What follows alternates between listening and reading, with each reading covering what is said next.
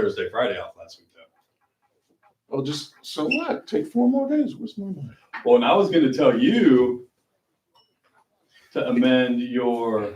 Because we got some of those days off. I didn't know, so I just took them just in case. Well, if not, though, you're going to end up coming back on the Friday after, on that January 2nd, the Friday. It's a Friday? Because New Year's Day is Thursday. And we don't get Friday? We get the first off. But we don't get the second off. That I know we for sure will not. I'm thinking. And I didn't take that? No. You did the Friday after Christmas. Do we get that? I have a feeling we will, but that's not official. Then can I switch those? Probably not. Yeah. But you're going to work from Jeet too, then? Yeah. Till 6? Yeah. All right. Yeah. Yeah. Yeah, I'll get it. Okay.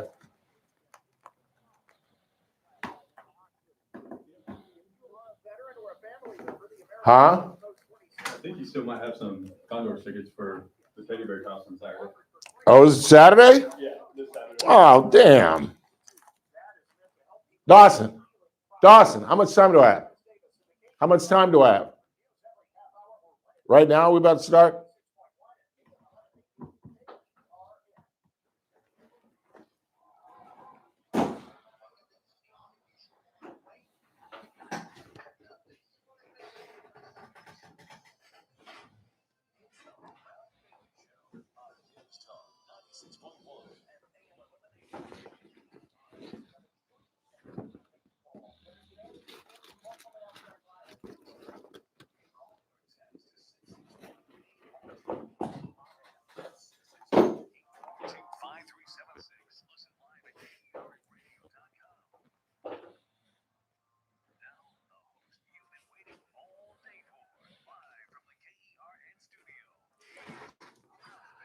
Hi, everybody, and a very pleasant good afternoon to you, wherever you may be, however you may be listening, or however you may be viewing. For those subscribing on YouTube, it's the Ralph Bailey Show on a Monday, 24th day of November. It's Thanksgiving week. We got a busy show. Dawson Pitcher filling in for Mr. Burdick. And of course, it's a Monday. So at the bottom of the hour, we're going to talk with Dr. Jeet Singh. It's been another Kennedy tragedy. Tatiana Schlossberg, the president's granddaughter and sister to Jack Schlossberg, the kid, Caroline Kennedy's son, who we just talked about, is going to run for Congress. She has a year to live. She has come down with acute myeloid leukemia. We're going to talk about that with Dr. Jeet Singh, along with garlic as a remedy for blocked arteries and hypertension. We'll get into that with him. Cathy Abernathy will be here at 4 o'clock as per usual. And Ryan Holt, voice of the Condors, will join us in the 5. The Teddy Bear Toss is coming up this Saturday. So we'll talk with him. And then at 5:30, a lot of football going on, an incredible football weekend and an incredible football week. A great Thanksgiving Day triple header, and then another pretty good Friday game as well. So it's going to be a fun weekend if you're a football fan, along with throwing the family, I suppose. And as we talked about on Friday, Saturday was the 62nd commemoration of the shooting of John Fitzgerald Kennedy. And tonight on ABC, they are running a special called Who Killed JFK, which should be fascinating. Although I saw Oliver Stone mixed in with it. And, you know, as a kid who was obsessed with JFK and who always wondered when I was growing up, why don't they do a biofilm on him, or at least on this assassination? Really disappointed in the JFK movie that Oliver Stone came up with, because it was kind of like just throwing everything on the wall and see what stuck. He threw every conspiracy theory somehow into the film. I told you my theory on Friday, and if you weren't with us on Friday, you can go back to YouTube. I started it in the 5 o'clock hour and can compare to what they conclude tonight. My conclusion, real Reader's Digest version: Joe Kennedy had a long association with the mafia during his bootlegging days. He got the mafia to help his son get the nomination, particularly in West Virginia. It was a Protestant state. He was only the second Catholic to run. They needed that. Sam Giancana helped him with the unions. Then they helped him in the general election. The Kennedy family paid him off by putting Robert Kennedy in as Attorney General, who made his bones going after the mafia, and he continued to do that even in the Kennedy administration. And the mafia kind of takes exception when they do you a favor and then you screw them.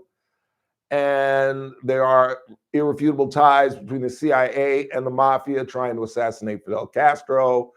And the CIA wanted Vietnam, and there were talks by Kennedy because of the failure of the Bay of Pigs that he was going to break up the CIA. And I think they colluded with the mafia to assassinate John Kennedy. And again, this special is on ABC tonight at 8 o'clock. DVR it if you must, and compare my theory to whatever they have come up with. And it's not like my theory. I just agree with experts who have broken that down. In the meantime, the big breaking news for the day is, and the political prophet has struck again. I told you exactly this was going to happen. The James Comey and Letitia James case was absolutely thrown out by a judge, a federal judge, who was citing, ironically, the Trump case down in Florida, where Jack White was dismissed because he was not properly put in as a prosecutor. And Lindsay Halligan, a gorgeous woman, I mean, like model-like looks, was either a real estate lawyer or I think that's what she was. She was a real estate lawyer who had never prosecuted a case like this or prosecuted a case, period. But she was a Trump loyalist. They threw her in the DOJ. She was not confirmed by the Senate. And in citing the case with Jack Smith, the judge said she is absolutely dismissed and cannot participate. Now, what the Trump people will tell you and will celebrate is that the cases were not thrown out on the merit of the cases. However, as I've told you, in parroting what pundits have said, both cases have no merit. And I'm no fan of James Comey. I'm no fan, certainly, of Letitia James. But I warned of this. Did I not? Did I not warn? Particularly with James Comey is a non-factor. He just wants to go on the beach and write horrible things about the president. Remember that, the shells, or should 86 or whatever. But Letitia James is a relatively young woman at 66. And who thinks that she's going to stop her political career at being the top cop of the state of New York? And by going after Miss James and missing you, as I told you, they've made her a martyr now. She is now a celebrity. She can now begin her advertising for whatever position she expects to run for next, whether it's governor of New York, because Cathy Hukill is not very, very popular in the state of New York. And Elise Stefanik is challenging her on the Republican side. But Letitia James now can run around the state and say, I beat Trump. I beat Trump. I put him down. He came after me and I won. You've absolutely made this woman a martyr. And I don't think, to be honest with you, I don't think Trump gives a damn whether they were convicted or not. I really don't. I think he'd love to see him in jail, obviously. I think he'd love to see him go through the entire process of what he had to go through, because you can make a incredible argument that he was absolutely wrongly tried and thrown through the courts. And come on, let's be honest here for just a second. This was pure retaliation. And he just wanted the embarrassment of being indicted of these two people and have them go through the process and have to spend amounts of money on lawyers. That's really what he wanted. Let's be honest. And on a human level, yeah, I get it. I get it. If I'd gone through what the president went through, I'd wanted the same kind of revenge. But as the leader of the free world, as the president of the United States, as the commander in chief, you can't, it's like calling somebody piggy. Is it really that big a deal? No, but it just is beneath the president of the United States. And as I've said, I listen to these pundits talk about the separation between the Department of Justice and the presidency. And I'm just like, would you give me a break? Like, there's ever really been a clear delineation between the two. Let's face it, the Attorney General is the president's attorney.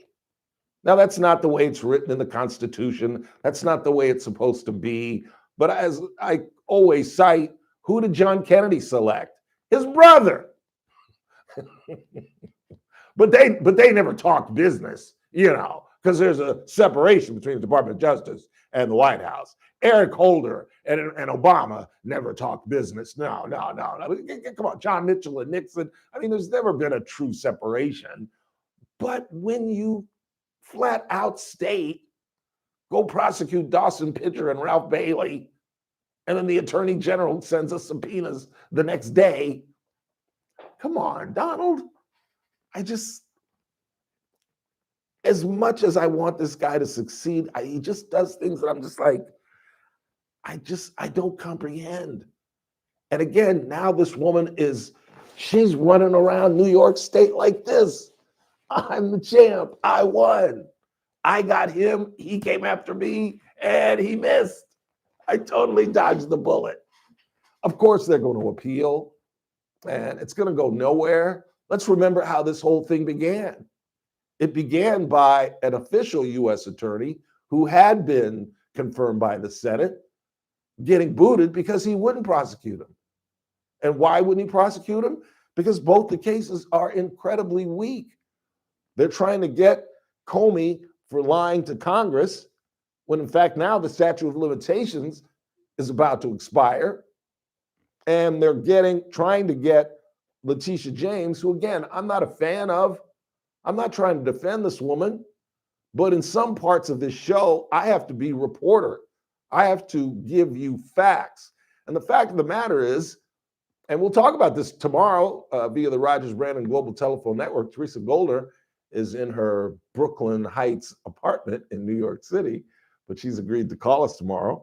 And we'll get her thoughts on it. She's a federal magistrate judge, former judge, special counsel of Klein, Dean, and Talley Golder. And I think even she will tell you, and she is certainly no fan of Letitia James, that there's no there. That in this Norfolk, Virginia home, she wrote back and claimed this is not my main residence, and I am going to rent it out. She rented it out to her niece, and there's just nothing there. And the amount of money we're talking about is like $18,000. Now, Teresa and I disagree. Teresa's like, well, it doesn't matter whether it's 18 or 18,000 or $18. But the facts bear out that there's no case there. But we'll see what happens. They will certainly try to run this thing up again. And there were just many procedural problems with this case from the get-go. This Halligan woman had no clue what she was doing. She really, really didn't. And this kind of ties into what we'll talk about a little bit later, Marjorie Taylor Greene's departure from Congress and what that means. She has a year left in her term. Her term expires in January of 27. So it'll be interesting to see what happens. We'll talk about that when we come back, what impact she'll have and how they are going to get through when it's a two-person majority now. In other words, if they lose two Republicans on a vote, nothing gets passed. Let's go ahead and take our first break of the day. We got lots to do in a short time to get there. We are dark, obviously, on Thanksgiving and Friday. I will be here for Thanksgiving, and then I'm headed down to Los Angeles on Friday for the weekend. And then I'm gone for a week following Christmas.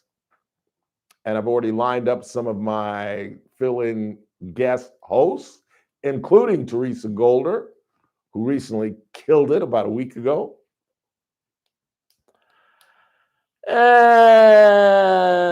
I'll tell you more about my weekend where I did nothing but laundry. That was it.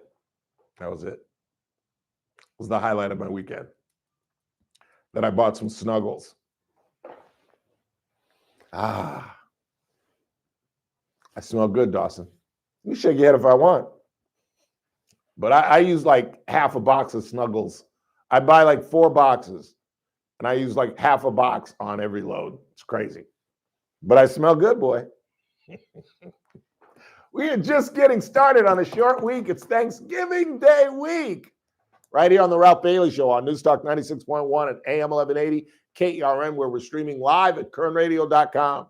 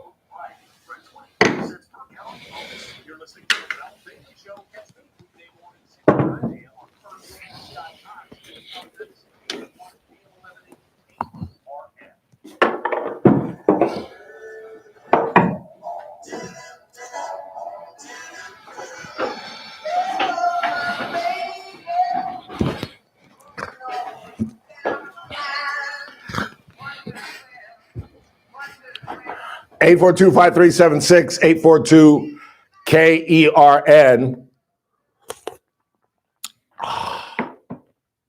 Put my coffee in the microwave. It might have been a mistake. So the Raiders are now officially the single worst team in all of football. It's not even close. And in fact, I'm pretty sure I can make an argument that this may be the single worst Raider team in Raider history.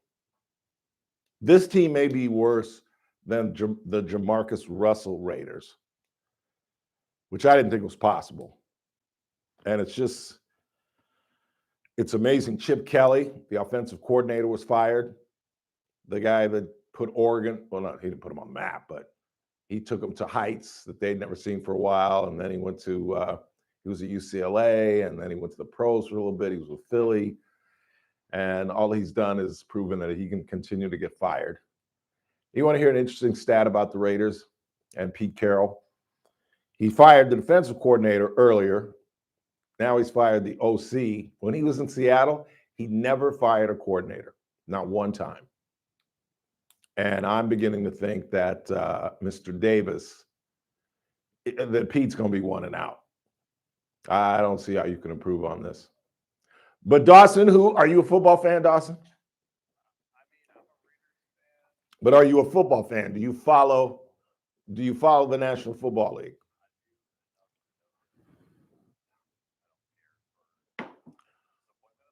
So who is the happiest man in the National Football League today? No educated guess, no take a shot. Jerry Jones is the happiest man in football because, believe it or not, if you really take a look at this thing, the Micah trade is working out. Micah's not setting records up in Wisconsin, but the two linemen that they acquired have really shut down the running game and improved that defense. Plus, they have a couple of draft picks coming up next year.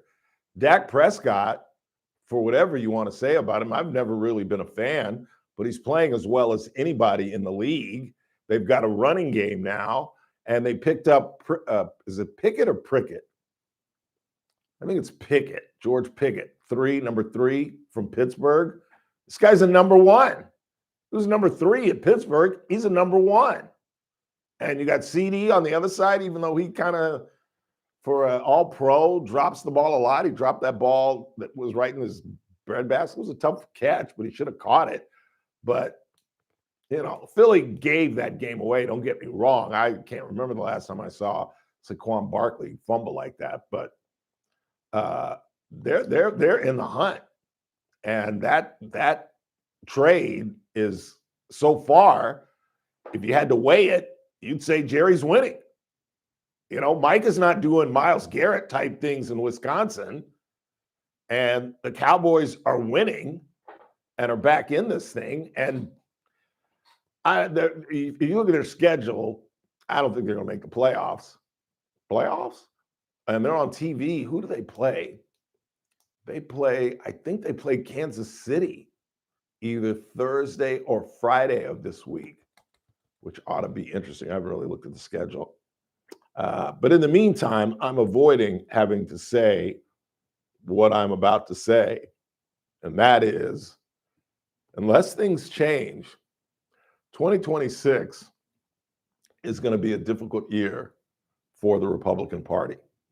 Now the majority is down to 2, because think about a House with Hakeem Jeffries or perhaps even AOC as the speaker. And imagine, I don't think it's going to be Schumer. I think they're going to push Schumer aside. But if things continue as they are and the MAGA base beginning to crumble, because I think this Marjorie Taylor Greene departure is going to have a wave effect on the party. I think a lot of other Republicans are going to examine their futures and really contemplate. And again, you got to remember how I try to assess these things. If you ever wanted to try to get in my head, how does Bailey come up with these things? I try to think like I would think. Like if I was a congressman, if I was a loyal member of the MAGA group right now, and I'd say to myself, all right, our leader has 3 years, period, end of sentence. He is a lame duck. He is not only a lame duck, but he's a lame duck with numbers that are lower than Joe Biden's. The economy is going who knows where. There is a 72% poll that says that that's the percentage of Americans who think the country is going in the wrong direction. We just got slaughtered in the November elections by a pair of moderates in New Jersey and in Virginia, and by a Democratic socialist in the city of New York. And if you can't recognize the problem, you cannot fix it. And if the Republican Party, they've got, the number now is what? Oh, come on, tell me I wrote it down. I'm guessing now because I thought I wrote it down. I think it's 219 to 217. 219 to 217. It's not going to take much to flip the House. And with 53 senators and some retiring, it's not going to take much to flip the Senate either. The only good thing is Democratic Socialist candidates are popping out of nowhere. In fact, one is going to challenge Hakeem Jeffries in the state of New York. This could be a whole new Democratic Party. And if that's the case, 2026 might be a great year for Republicans. But let's see how this DSL wave works out in some of these challenges in Congress and in mayoral positions. But this could be a tough year. And without the House and the Senate, Donald Trump will be a lonely, lonely, lame duck. It is a Monday, so we are off to the offices of Dr. Jeet Singh. And at the top of the hour, of course, Cathy Abernathy will join us. I would stick around if I you.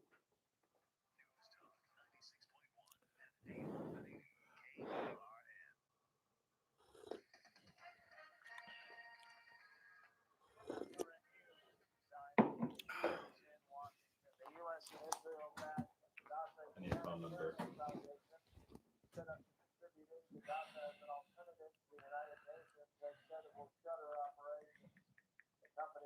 Does he have like a intro song or anything? Doctor, give me the news. I got a bad case of loving you. You know that song? From the, like, instead of a song coming back from break or after? Just coming into the break, coming out of the break.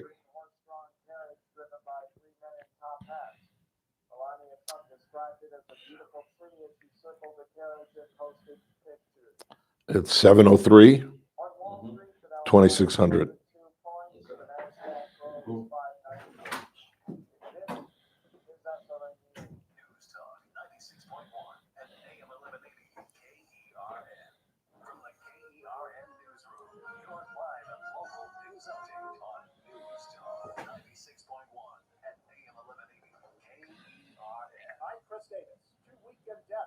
Investigated by Bakersfield PD. What happened Saturday night at East Bakersfield on Center Street? Someone called for police because of gunshots, and inside the house they found a man shot. So far, no arrests have been announced. The other death was a man who was found inside a house on Van Cleef's Bay Drive, which is in Southeast Bakersfield. Police have not said how they believe that man died. His body was discovered when police were called there to check on him. It's unclear how, but two people in their 20s ended up stuck inside a vault in a building in downtown Bakersfield Sunday morning just before 1:30. Firefighters say both people appeared drunk and had minor injuries. They were helped out with a ladder. I'm Chris Davis in the KERN newsroom with news every half hour or when it breaks on FM 96.1 and AM 1180 KERN. It's a winter wonderland of sweets at DeWars. See the spectacular twinkling Christmas lights and enjoy festive decorations and hot chocolate from November 3rd through January 5th. Treat your family to handmade candies and holiday ice cream flavors. Write your letters to Santa starting November 29th. Every Saturday and Sunday at 8 p.m. until Christmas. Snap photos and make memories that will melt your heart, just like our ice cream. DeWars, where Christmas fun, light, and sweetness goes to life. Only at DeWars, 2700 Callaway Drive. Before you hit the road for the holidays, make sure your car is ready for the journey. Kern Oil Change keeps your engine running smooth and your family safe. No appointments needed. Just drive in and their fast, friendly team will get you back on the road in minutes. Don't wait till you're stuck on the side of the road. Stop by Kern Oil Change today and travel with confidence this holiday season. Kern Oil Change has 2 locations to serve you: 3706 Coffee Road and 5651 Auburn Street. Kern Oil Change is open 7 days a week. Follow us on Instagram for additional savings. Start your day right. First Look with Scott Cox, 6 to 9 a.m. On the Tuesday edition of the First Look program, we'll talk water with the best in the business. That'd be Lois Henry from sjbwater.org. Scarlett Sabin will be joining us from the Ronald McDonald House, and we'll have news and traffic and, yes, weather. It's all happening 6 to 9 right here on News Talk 96.1, streaming live on the internet at kernradio.com. First Look with Scott Cox, 6 to 9 a.m. News Talk 96.1 and AM 1180 KERN. I'm JR Flores. Catch my show, The JR Show, weekdays at 2 p.m. Now, back to the Ralph Bailey Show on News Talk 96.1 and AM 1180 KERN. Give me the news, I got a bad case of loving you. It's a Monday, so it's time to head to Centric Health, talk with the finest cardiologist in the land, Dr. Jeet Singh. How are you, Dr. J? Hi, Ralph. How are you? Good afternoon. Good afternoon, sir. How are you? You ready for Thanksgiving? I am. Yeah, do you do it at the house, or you guys go up to Seven Oaks? Do they do something at the country club, or? I do it at home, actually. Yeah, Yeah, my in-laws come in, and it's a good time. yeah, I bet. It's my favorite holiday. It's familial, it's food, it's football. I know. It's a great time. Not the Family, pressure. friends, Yeah, food, not the pressure everything that. with us. Yeah, the pressure. Christmas is a pressure time. You know, Yeah, I know. I get nervous when I get what do I get my nephew? What do I get my mom? Where should I go? Boop, boop, boop. But yeah, Thanksgiving is my favorite time. As I talked to you this morning, I found out over the weekend that Tatiana Schlossberg, the daughter of Caroline Kennedy and President John Kennedy's granddaughter, was diagnosed with what is called acute myeloid leukemia. It's a blood disease that is terminal. She has a 3.5-year-old and a 1.5-year-old. She's 35 years old, and she has about a year to live. How common is this disease? What can you tell us about what they refer to as AML? The first thing is to understand what is acute myeloid leukemia. So, it is a very uncommon and very rare condition. To give you a perspective, there are only like 20,000 new cases that you see every year. Wow. Compared to other conditions. So it represents like 1% of all the cancers all across board. Yeah. And the interesting part is that the median age of diagnosis of this condition is like 68 years old.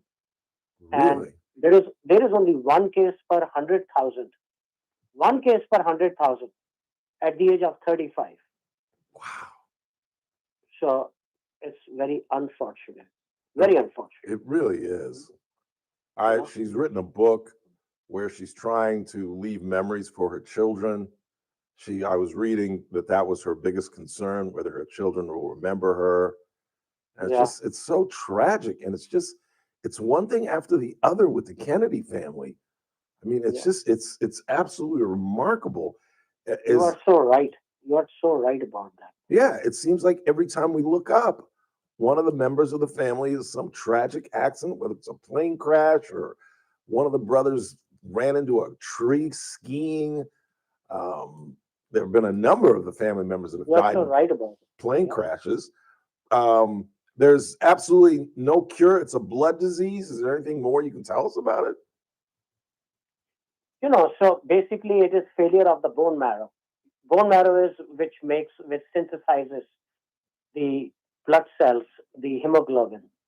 So if you are anemic, you get infections, you bleed. And this is the most common acute leukemia in the adults that is seen.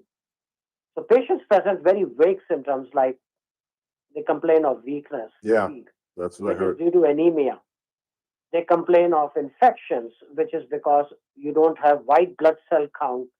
You become neutropenic, one of the specific blood cells. They decrease, and that causes you to have infections.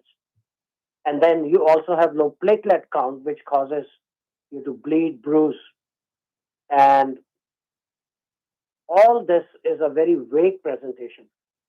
Some of the patients will talk about like bone pain. And when you examine their spleen or their liver is enlarged, they have low-grade fever, weight loss.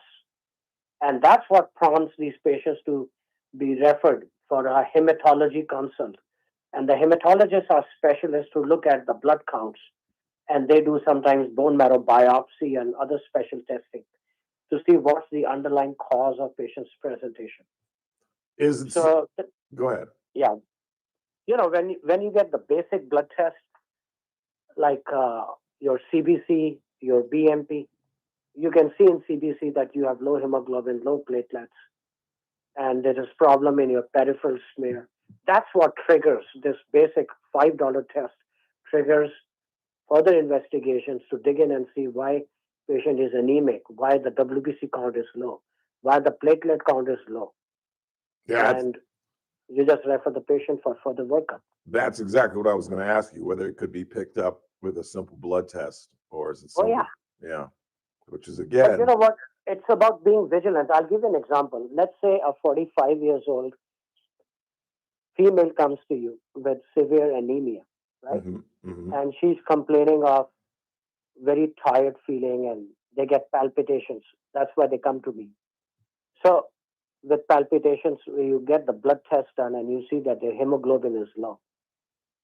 Then you ask the patient question, and let's say she is actively menstruating. She's having a menstrual cycle, and if it's a heavy menstrual cycle, then you treat her with iron supplementation and recheck in 3 months if it has self-corrected itself. If it hasn't self-corrected itself, then don't stop. Refer the patient to a hematologist because you can sometimes be masked in a actively menstruating lady, and you can think that it's the blood loss from physiological, but you can miss a diagnosis. yeah. So And at the same time, imagine that a patient has had a hysterectomy at the age of 42, right, and they're coming and they're significantly fatigued. There should not be not they are not having a menstrual cycle. So why is the patient anemic?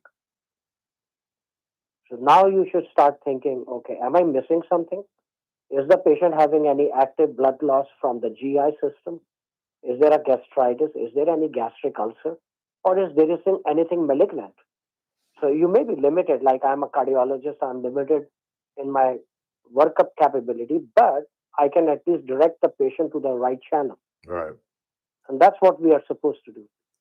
At the end of the day, what is the cause of death? Infections, Just, yeah, anemia. yeah, Patients bleed like anything. I've had a friend who was 35 years old, same condition.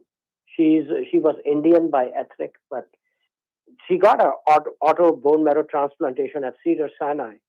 And even after 12 months of beautiful outcome, patient after 14 months had a bone marrow failure, rejection. And she had blood in her cough, epistaxis. She died. wow. That is, It's that a is, very just, unfortunate condition. it really is. 1 in 100,000. That's crazy. Can you imagine what's the frequency? It's so low frequency at the age of 35. Yeah, that's crazy. It really Yeah. is. I'll leave you with this. I've been seeing my phone, I talk too much and my phone listens. And so now I'm getting these commercials about what is called aged garlic, which is supposed to help you with blood pressure and opening up your arteries. And the commercial gives you a long history of garlic, how it was used in the 19th century before there were antibiotics and blah, blah, blah, blah, blah. And it's the magic cure. It can get you off your blood pressure medications, blah, blah, blah, blah, blah. Is there an iota of accuracy in this, or is this just good marketing? There is some accuracy. Garlic in general has been shown to improve the cholesterol. It decreases LDL, not significantly, but it is not harmful. And it also helps to reduce the blood pressure, the systolic, the upper one. So it's an old timer recipe. It's helpful, but I'm not sure about aged garlic extract because that is soaked in alcohol for 20 to 24 months. Right. So I'm not sure about the concentration of alcohol in it, but even if you take regular garlic extract, that is good enough actually. Okay. And final, how many milligrams of vitamin D should I be taking? Usually you take 3 to 5,000 international units, 3 to 5,000. 3 to 5,000 a day? Yeah. Okay. Because I'm Yeah. woefully short. I think my pills are like 100 milligrams. And, Take 3,000 vitamin D and take calcium 800 milligrams to 1,000 milligrams. So you have to take both calcium and vitamin D. And how many milligrams of calcium? Around 1,000 milligrams. Okay. Okay. Very good. Dawson, we have a question for Dr. J? Yeah. Someone was asking about alternatives to medication for managing pain, physiologists, things like that. Are they on the Or phone? recommendations. Oh. Did you hear the question, Dr. J? No, I did not. Say it again. Speak up. Sorry, someone was asking about alternatives to pain medications, whether it be physiologists or if you had recommendations. You know what? It depends upon. Let's say it's a localized pain, a joint pain or arthritic pain. Then, if you take turmeric, like 1,000 milligrams a day with black pepper, sometimes that has shown to improve your pain. And let's say it's a muscle pain or menstrual cramp pain, then ginger is taken. It depends upon what kind of pain are we talking about. If it's inflammation related, then omega-3 fatty acids sometimes help for back joint pain. Yeah. And then you can have like a heat therapy or muscle pain.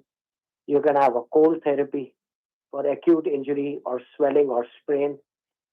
So some people just take magnesium 200 to 400 milligrams a day for muscle cramps like restless leg syndrome. Right.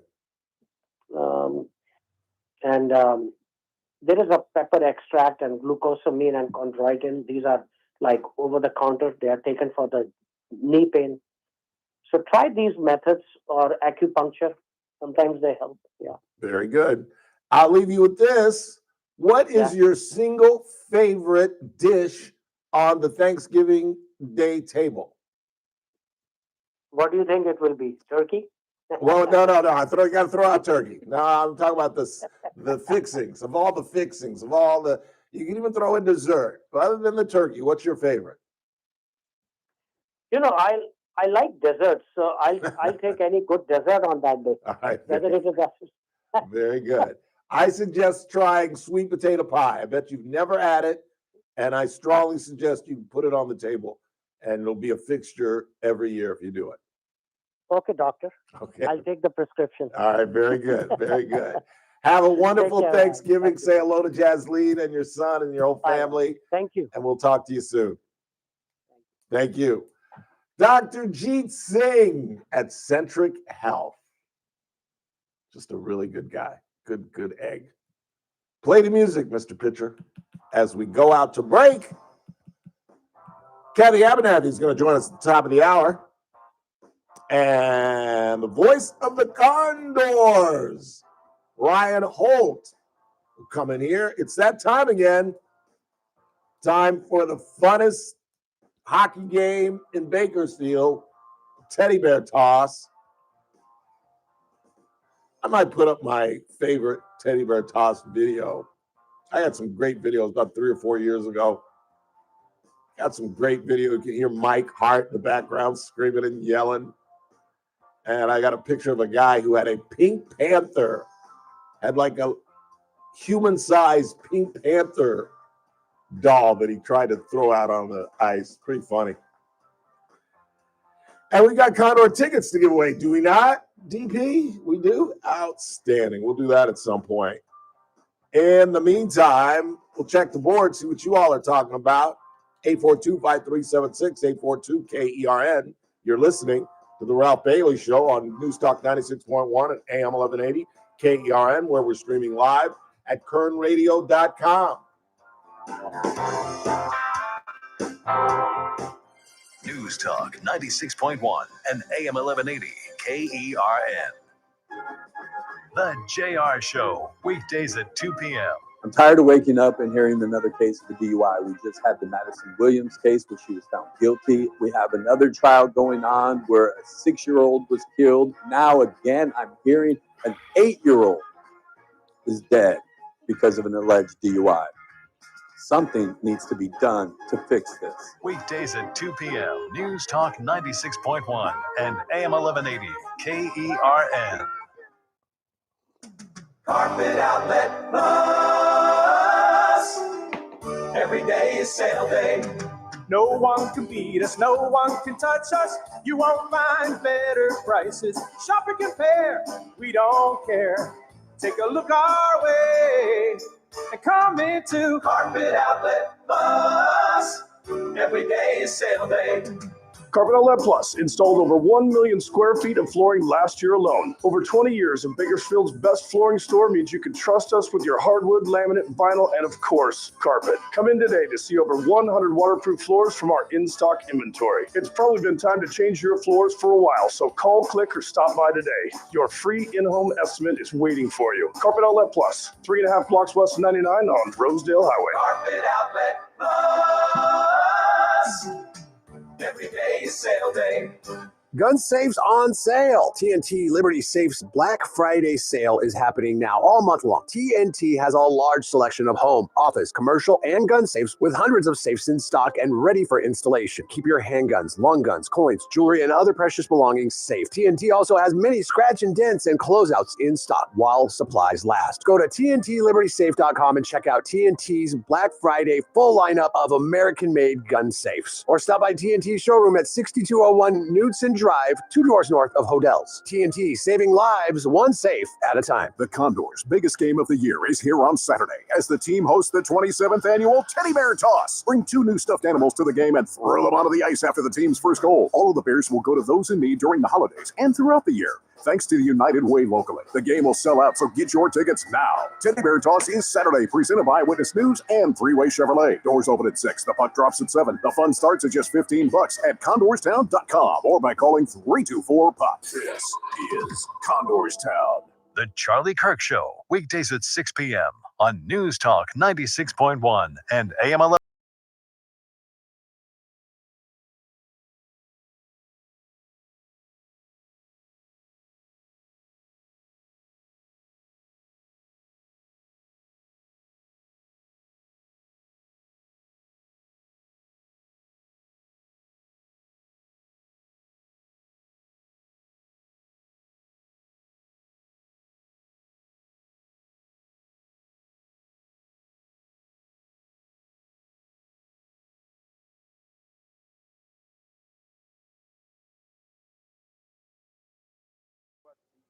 Back to back.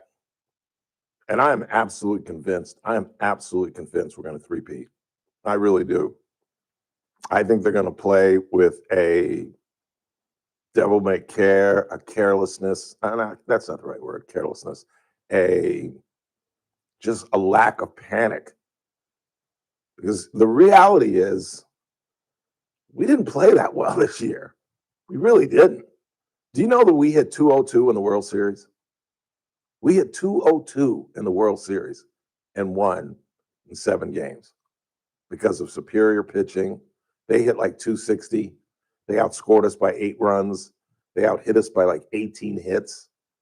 And it was just, when you think about the whole playoffs, the thing that sticks out in my mind more than anything, particularly when you hit 202 in the World Series, is the defense. Tommy Edmonds, the ball goes off Freddie's glove into right field. Tommy Edmonds slides, makes a throw from short right field to third base, gets a guy out. I mean, how many times do we throw people out at home plate? The relay from Teo to Edmonds to Will, and we literally almost lost the championship by like 3 inches, literally, when his foot came off the plate. And then somehow, I don't even think he did it consciously. His foot went back down, and we barely saved the World Series with that. The double play to end Game 6. Pajes damn near knocking out Kike and just bowling him over to make a catch that I'm still convinced Kike makes that catch. Maybe he drops it because he was probably going to run into the wall. He was trying to make a kind of a Willie Mays over-the-shoulder Dave Casper against the Baltimore Colts. The goes to the post, kind of a catch over his shoulder, which is not as difficult to catch. If you can see it, it's really not, and you've timed it up right, it's not that difficult to catch. It's just a matter of would he have dropped it once he banged into the wall, and we lose the World Series right there. I mean, there were just so many times that we could have and maybe even should have lost that series and didn't. Runners on the corner with one out, and the guy that pitched the night before comes in and gets a ground ball to Mookie, and it's all over. I mean, it's remarkable. It's remarkable. I don't think we should go get Kyle Tucker and give him $400 million. If we're going to throw out $500 million, you know what we need to go get? Cody Bellinger. Put him back in center field and put Paez in left. But there's some talk that Paez is on a hot seat. And I'm like, what? Just because he didn't perform, he didn't even hit 100 in the series. But, defensively, he saved the World Series for us. And he hit 27 home runs in the regular season. I think it's way too early to get rid of him. We've re-signed Max. And there's talk of us bringing in a second baseman. And I can't remember Bo Bichette. Bo Bichette from Toronto. That's the talk. We're going to bring him in. And everybody's talking about how it's going to be a different team. I don't think so. I think we're going to add maybe a starter, as crazy as that sounds, when we need more bullpen help, and then make Roki the stopper. I don't know. What do you do with Tanner Scott and his $72 million? I don't know. But I really think we're going to three-peat. I really do. I think, as crazy as this may sound, I think it's harder to go back-to-back than it is to three-peat, because you've been there, you know how to win, you know not to panic. And the Dodgers have set up the club where they go to spring training knowing we're going to win the division. And even if we don't win the division, I think we're all confident enough now that we'd win a playoff play-in series, a 3-game series. We're not worried about that. We're worried about if you get injured early in the season, we're not going to rush you back. We want you ready in September and October. That's how this club is built. And I know the Chiefs would disagree with me. That it's easier to three-peat than it is to go back-to-back. In fact, every NFL team in football would agree with that, because I don't think anybody has three-peated. Technically, the Green Bay Packers three-peated. They won 3 World Championships in a row. 2 of them were Super Bowls, but their first came before the Super Bowl was created. In other words, they won a World Championship. Then Roselle created the Super Bowl. They won that, beating the Kansas City Chiefs, and they won Super Bowl II, beating the then Oakland Raiders. 842-5376, 842-KERN. Anything on the board before we get Cathy in here? No text messages this early. Are you getting the flu shot this year? Someone wants to know. Yes, I almost got it today, but I was running late. I went in to get some drugs at Komodo Pharmacy, and I asked her how long would it take, and she said it would take about 10 minutes. And I was like, I ain't got it. They really wanted to know if I was getting a flu shot. Yeah, I'm getting. Are we all curious? I'm getting that I'm getting a flu shot. I'm getting kind of late. Normally I get around September, October, but I staved off. Remember when I was getting sick? Not last week when I got. Can I give you a confession too about how I got sick? How I think I got sick? I really think I might have mentioned it Friday when I came back, but I really think it was a cigar.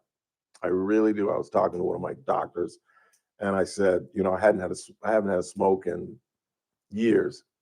And on the day that we buried Gary Leary, I, like an idiot, smoked a Padron. It was so good, and smoked that thing right down to the nub, and then woke up and just had this. I thought I was having a heart attack. I had the worst indigestion.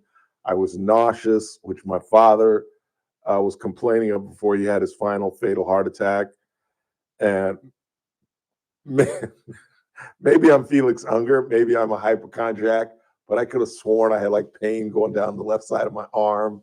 And I was convinced, and I talked to JR this morning. I just said, I felt bad, but I'm coming in. And then around noon, I just started vomiting, and fluids were coming out of every orifice in my body. I won't get specific, even though that's probably TMI, and just couldn't even come into work. And I really think, just at my age, sucks.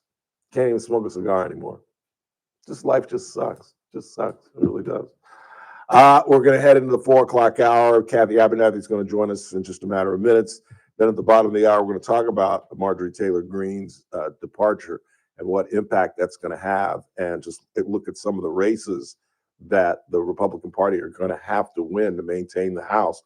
You know, like I said at the top of the show, we're a year away from the midterms, and 26, if things don't change, if some feeling within the economy does not change, because I guess technically, if we talk to Daniel Petrie on Thursday, which we will not, he would say technically the economy is doing all right.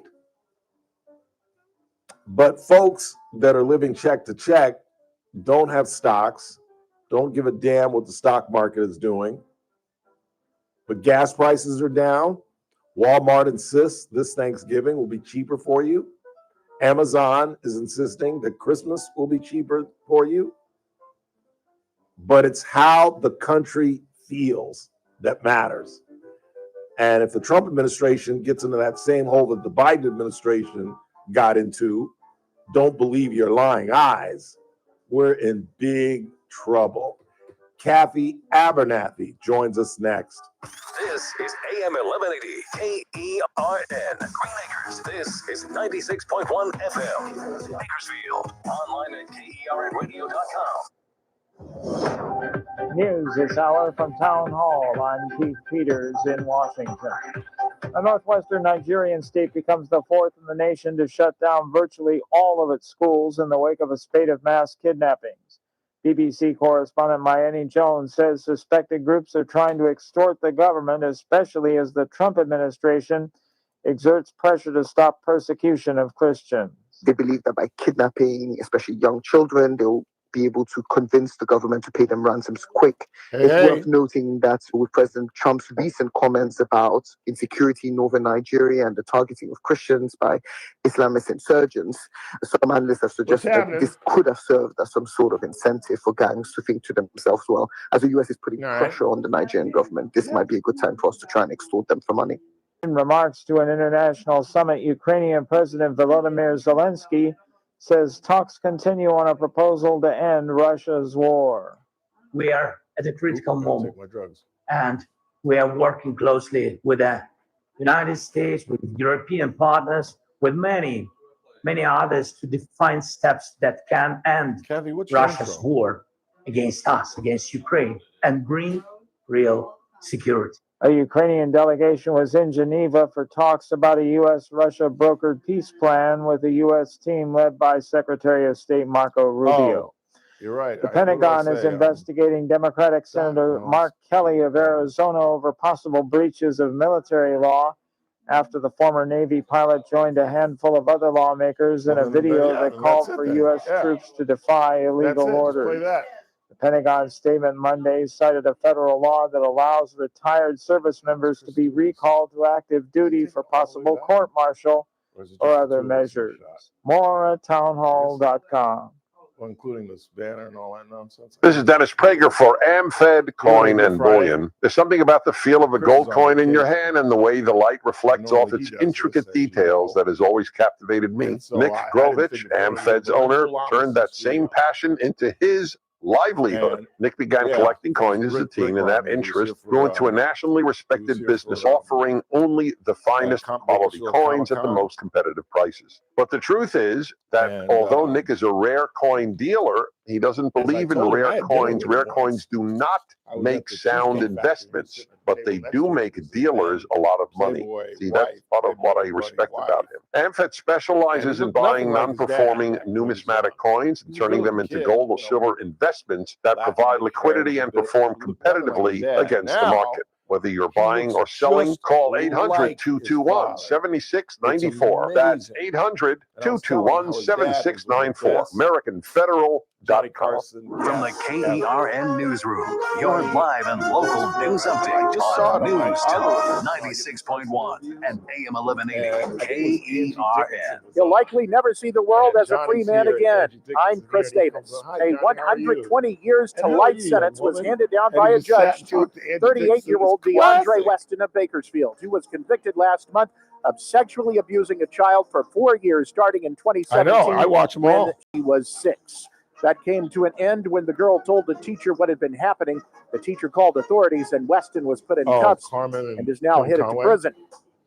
A murder was discovered Saturday night in East Bakersfield, and so far police have not announced any arrests. The shooting was on Center Street just after 9 p.m. So yeah, police were called there on reports of gunshots and found the victim, who they have identified only as a man.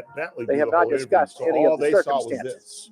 Police also have yet to release the name of a person who was found dead just after 12:30 Saturday afternoon in Southeast Bakersfield. That happened on Van Flus Bay Drive. Cops were called to the house to check on someone and found the person dead. So far, the only ID they've given is that it was a man. The trial for 22-year-old Maya Hernandez may start Monday, providing a courtroom can be secured for that to happen. The trial could not start today because of lack of court space. She's the woman accused of leaving her son, 1-year-old Emilio Gutierrez, in a hot car June 29th while she got her lip filler injections at a spa. The child died at the hospital. If you are a veteran or a family member, the American Legion Post 26 wants you to know that free PTSD craft kits are being offered for free every Wednesday at the Post on 8th Street from 11:30 to 2. That is meant to help people through the healing process. I'm Chris Davis in the KERN newsroom with news every half hour or when it breaks on FM 96.1 and AM 1180 KERN. What do you think, this is the Army where you shoot them a mile away? You gotta get up close like this. Bing, you blow their brains all over your nice Ivy League suit. It's the Ralph Bailey Show on News Talk 96.1 and AM 1180 KERN. Now make sure you leave the house when you make the call. You understand me? You hear me? Call from an outside line. I mean it. Call in or text to 661-842-KERN. That's 661-842-5376. Listen live at KERNradio.com. Now, the host you've been waiting all day for. Live from the KERN studio, here's Ralph Bailey. Hour 2 of the broadcast on this Monday, Thanksgiving Day week. That one, the other one, the small one. The small one. There you go. Oh, no, the big one. My bad.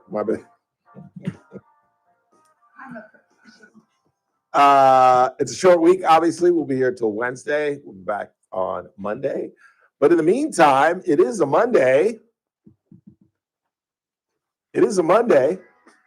There you go. Head out on the highway. Cathy's looking for adventure. Professor Cathy Abernathy, you all squared away there? Squared away. I'm such a professional. I'm ready to go. I know, and this is like, the second year you've been doing this. You've only been doing it for literally. Don't even go back. Like damn near 20 years now, Cathy. After, who was on before me, Kevin, or who did you have? I think you were my first regular. Oh, Kevin is who I followed on KGT, so it wasn't here. Okay. Yeah, no. Yeah, I think you and Nick Ragone were one of my first regulars over at Buckley Radio. So it's been at least 15 years. Jeez, and we're still together. Who said it would last? That's right, because it'll be 13 years here in March. Really? If you can believe that. Nope. Time goes so fast, faster as you go. It really is crazy. It's insane. Just that it's Christmas all over again. I know. Because there's a box of Christmas lights that did not make it upstairs and are still where they're not supposed to be. That's a bad sign. But it's easy now to take them outside. Have you put up the tree yet? No, I'm not a pre-December tree person. Me either. No. Me either. We traditionally would do it the weekend after Thanksgiving at my house when I was a kid. Yeah. Well, did you use a live tree? Because, they do chop them up anyway, so you might as well put them in water. We always did a live tree. Yeah, but I think now, if I had a family, I would use a plastic tree. Really? I really would. I think it's just simpler and it's less dangerous. Yeah, but it's fun for the kids to go pick it out. And true. That was one of the great traditions of our family. We have a nice place at Brimhall and Coffee. It's been there for years, and they do have a little extra funny things and hot chocolate. But they're selling trees over there by Hobby Lobby. Well, I was just driving here and I thought, why is our cars backed up like 14 to make a left into there? And California, yeah, it's is Christmas that why trees. for Yeah, the trees? Yeah, and Hobby Lobby, because I was in front of Hobby Lobby. That's By the right. way, I did fulfill my responsibility even later than I was supposed to with Rick Bentley at the Salvation Army. And Mr. Bentley reports that the celebrity bell ringing raised $627 in front of Hobby Lobby for the local Salvation Army. Not pretty bad nice, work yeah. for a day's work. Yeah, I got to sign up. Our Rotary Club does that every year. Yeah. There's 4 or 5 spots. It was interesting.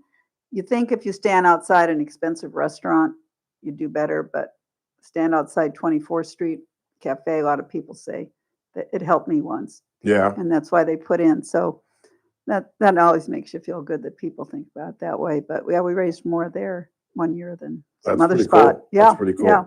So you wanted to challenge me on some things I said earlier? Go No, ahead. well, first I was going to give you the story about how the Megyn Kelly show was. Maybe you've already Oh, yeah. somebody. No? JR Yeah. got it, gave us a Reader's He Digest went to version. it. Yeah. Mhm. Well, it was, I think there were at least packed. 4,000 to 5,000 in there. Yeah. It was the floor, especially the physical setup, the lighting, the whole way they set it up. Very professional. I didn't think it would work I didn't think it was going to be in the athletic park. I don't know why I thought it'd be in the where you theater style. Right. But so no, big crowd, and had some. Well, she came out a comedian who I don't have his name, and I looked it up and couldn't find it because he wasn't advertised, but he was pretty good. But a lot of it, for any of your listeners who saw it, was because he did something really weird with his mouth, and he could talk with it turned like up to his ear. Anyway, he said it's hard for anyone to do, and it did look pretty hard. But anyway, he was. Was he funny? Yeah, he was funny. Okay. And then this Jack Posobiec, I think it's how you pronounce. He's on One American News. I think if you saw his face, you recognize it. In fact, I was trying to show somebody the next day at like noon Washington time. It looked to me like he was in the White House questioning. Who did Trump have in there on that day? The Hungarian president? No, it's somebody he was mad at. Had to be. Oh, well, it's probably Mandami. Yeah, Mandami. That's a tough question. I'm pretty sure it was him, but I don't know how he got there that fast. Is that Marjorie Taylor Greene's boyfriend? I never heard that. Is that the same guy that asked Zelensky about his suit? I didn't see that. You didn't see the suit question? Remember when Zelensky first came to the White House? Oh, that he was wearing. And he wasn't wearing a suit. Yeah, and the next time he came, it was black and black. And the same reporter asked the same question the second time he came around. Is that guy? Because that guy, I bet it is. I'll get his picture and send it to you. Yeah. What, do you have his name? Yeah. Well, Jack Posobiec, but I've got the pronunciation. It's spelled Paciobic. But if you say One American News, he's got a little beard, short beard. No. He's young. I don't know. No, that's not it. He could be though. It sounds like he could be her boyfriend. Her boyfriend's clean faced. No. No. But so he was very good. Victor Davis Hanson. I think all of us in the audience wished that had gone longer because he's so good. And gone longer, really? Because I heard it was long as hell. Him? The night. Well, we'll get to that part. Okay. No, he wasn't too long. And then I guess the other one, Steve Hilton did a lot of energy. He came right on, boom, boom, boom, started out. Very exciting. He did a nice job. The leading candidate. Our leading candidate so far. Yeah. Leading Katie Porter. If he could keep that up, it's tough to do, but for 60 seconds or whatever he had there, he did a real good job. And then there was Charlie Sheen. And now that must have been interesting. Well, it could have been if what we watched was a man who would really come out of the depths of a lot of despair and a lot of tough, bad stuff, and then you could see the redemption. But I never saw that. I didn't see other than watching a man talk about some horrible stuff he's been doing. What good's coming from this? I guess that's what I missed. I just didn't think it and it went on. The promoters, as you know, you worked with them, I worked with them. They told me it was going to end at 9:30, and I think it ended at 10:20. That's what I heard. And it just went on and on with him. And I didn't think she really, Megyn Kelly really went straight just for pure all the bad stuff. And I just don't think there's a point where don't want to hear it except to hear it because he's a comedian. I like to enjoy him a little bit, but so I think that he kind of was a little rough. The interview, he didn't talk a lot. It took him a while to make his points. He kind of just made that face that he's very good at. So, but all in all, very professional, very well done. Had it been a different show, you know, Charlie Kirk had been there, that would have certainly, but it drew a big audience. I had 8 ladies from the Napa Republican Women drove down. A friend from Sacramento was here. People from Victor David Hansen made some comment about Fresno because he lives up in Coalinga or somewhere up there. And third of the audience cheered. So people came from pretty far away. Yeah. It's pretty impressed. Did she talk about Epstein? I don't think so. I don't remember that coming up. It would have only come up with Victor Davis Hansen, and I didn't hear any. I don't recall that it did. Did JR say that? Maybe I forgot. It's been a few days, but what did she talk about? What were her well, she topics? mostly was the interviewer, is what she was, and then she interviewed all the. They all sat on the couch. So she talked with Charlie Sheen. Yeah. Okay. Yeah. So she led it. So she pushed him pretty hard with some pretty negative, brought some pretty negative points out. But they talk about his homosexuality. Little bit, not a lot. I'd seen that in a previous interview, and I had even told the promoters. I said, "Yeah, I don't think this is going to go over big in this town." But so there's a little bit of language that went on, but she's very good. She's very good. She's better than I even recall. But I love her from the questioning of Trump, right? Wasn't she the newswoman who in August of 15 said to Trump, you know, you call women big fat pigs or something to that effect, and he interrupts. No, just Rosie O'Donnell. There's no better.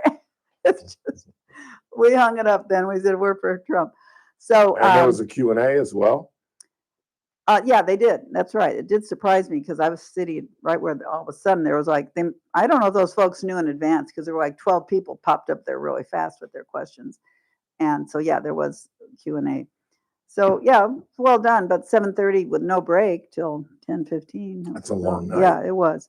And a lot of older people there, I would say, versus younger people. And I think she's probably appealing in her role to the younger crowd. So I'm not sure. Easy. But it was nice to see a lot of good Bakersfield folks were out for it. I think they enjoyed it. Yeah. I'm very disappointed that I missed it. Yeah. Very disappointed. And the person I was supposed to go with was even more disappointed. I bet. Let's don't even get into that. Yeah. Let's don't even get into that. Yeah. But so no, I wanted to say a couple things. Yes. To slightly correct the record.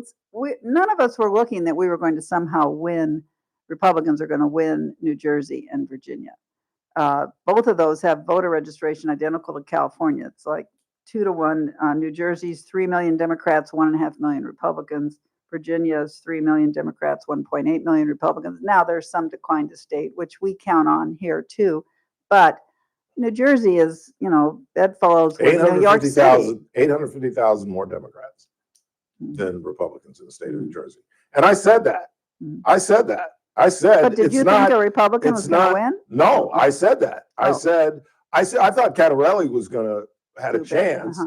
But the point that I made the day after Election Day, it wasn't that we lost in relatively blue states. It's that we got blown out. Cattarelli lost by 2 percentage points to Phil Murphy. So you figure 4 years later, he's at least going to be in the ball game, and he got blown out. And Winnie Sears, I thought she was going to win. I thought she was going to flat out win. I thought on the wings of Glenn Youngkin and the success of Glenn Youngkin as a popular governor, that she would ride her coattails.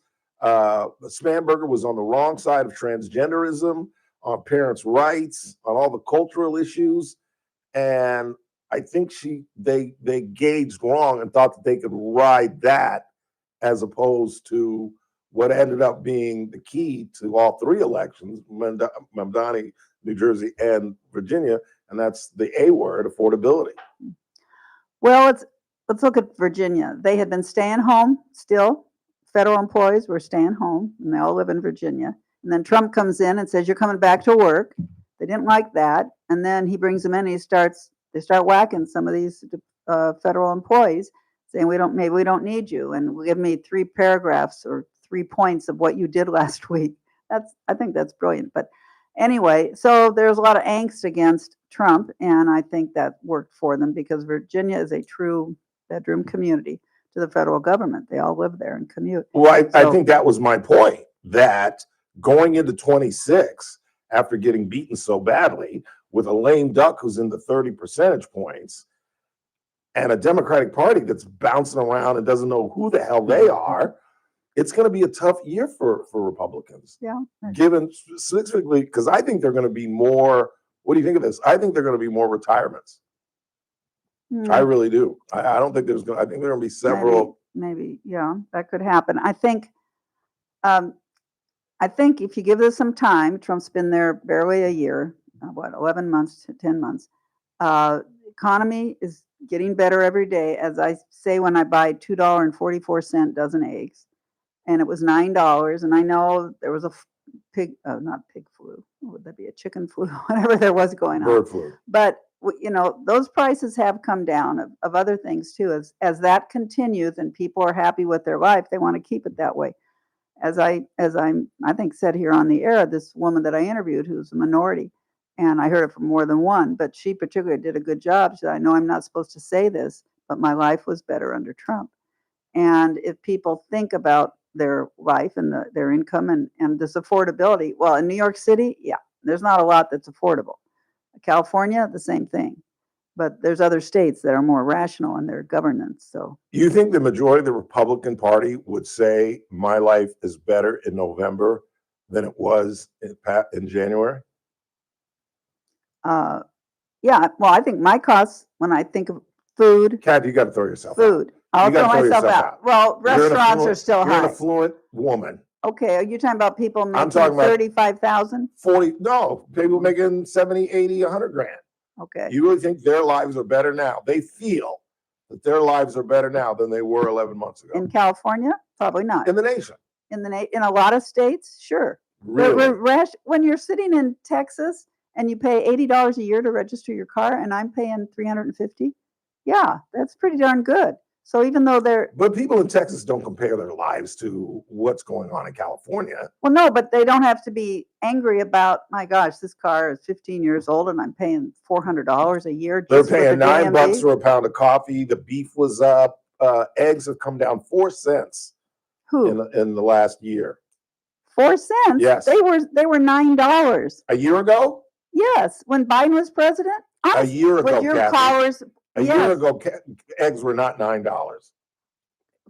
Can you ask your listeners, someone to phone in Sure. and back me up on this? Sure. Oh no, I saw it. $7 and $9. Honest to goodness, I don't know if you shop for a lot of eggs. Do you? No, I just read this in the New York Times. Well, there you go. I can't believe that. Honest to goodness, eggs were $9 a dozen. They were a year ago. All right. Okay. I got the data. She's on it. Yeah.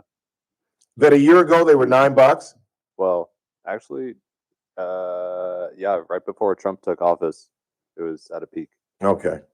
And you, again, I would argue that the overwhelming, then why is it 71% of American people think that the country's going in the wrong direction?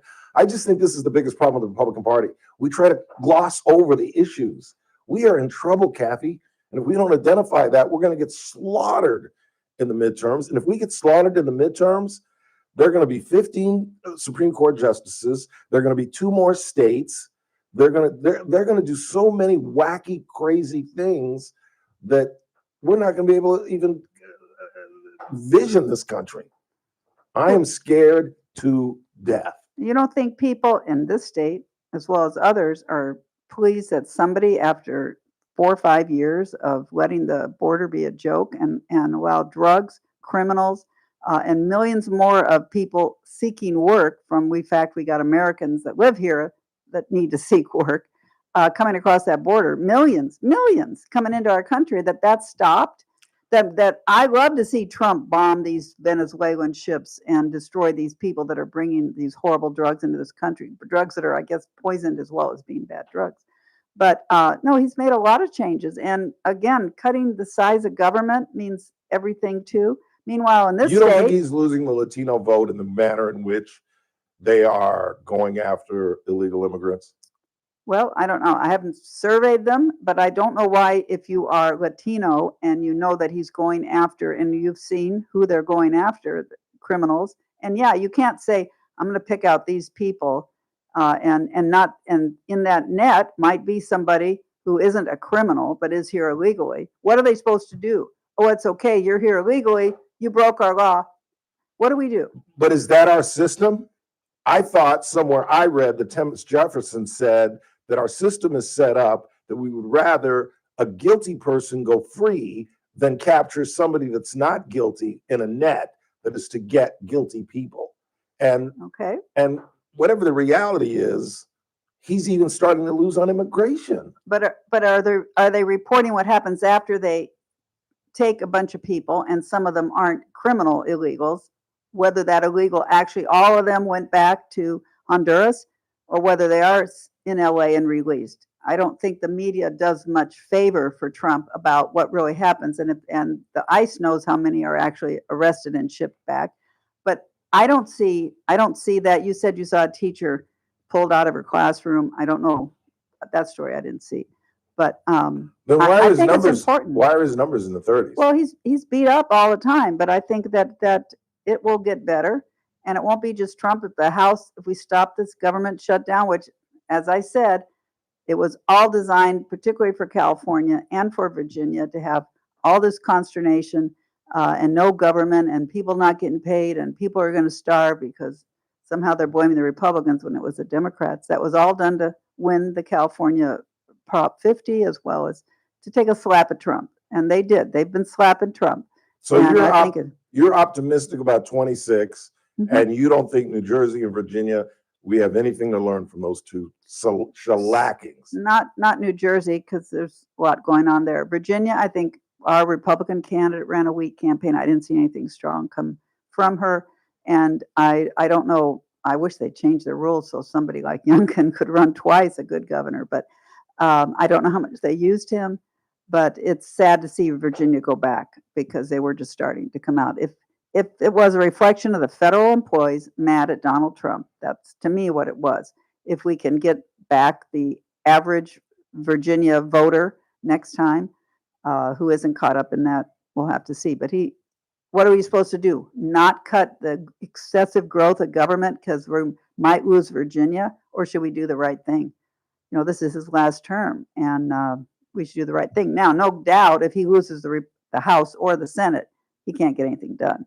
So that doesn't work. We have to win them. That's what I fear. Yeah. That's what I fear. When all these lawsuits shake out and we see whether in redistricting we've got a chance that obviously in California we don't unless a judge throws it out. And they threw out Abbott's case in Texas. Well, I wish they'd throw out what happened here.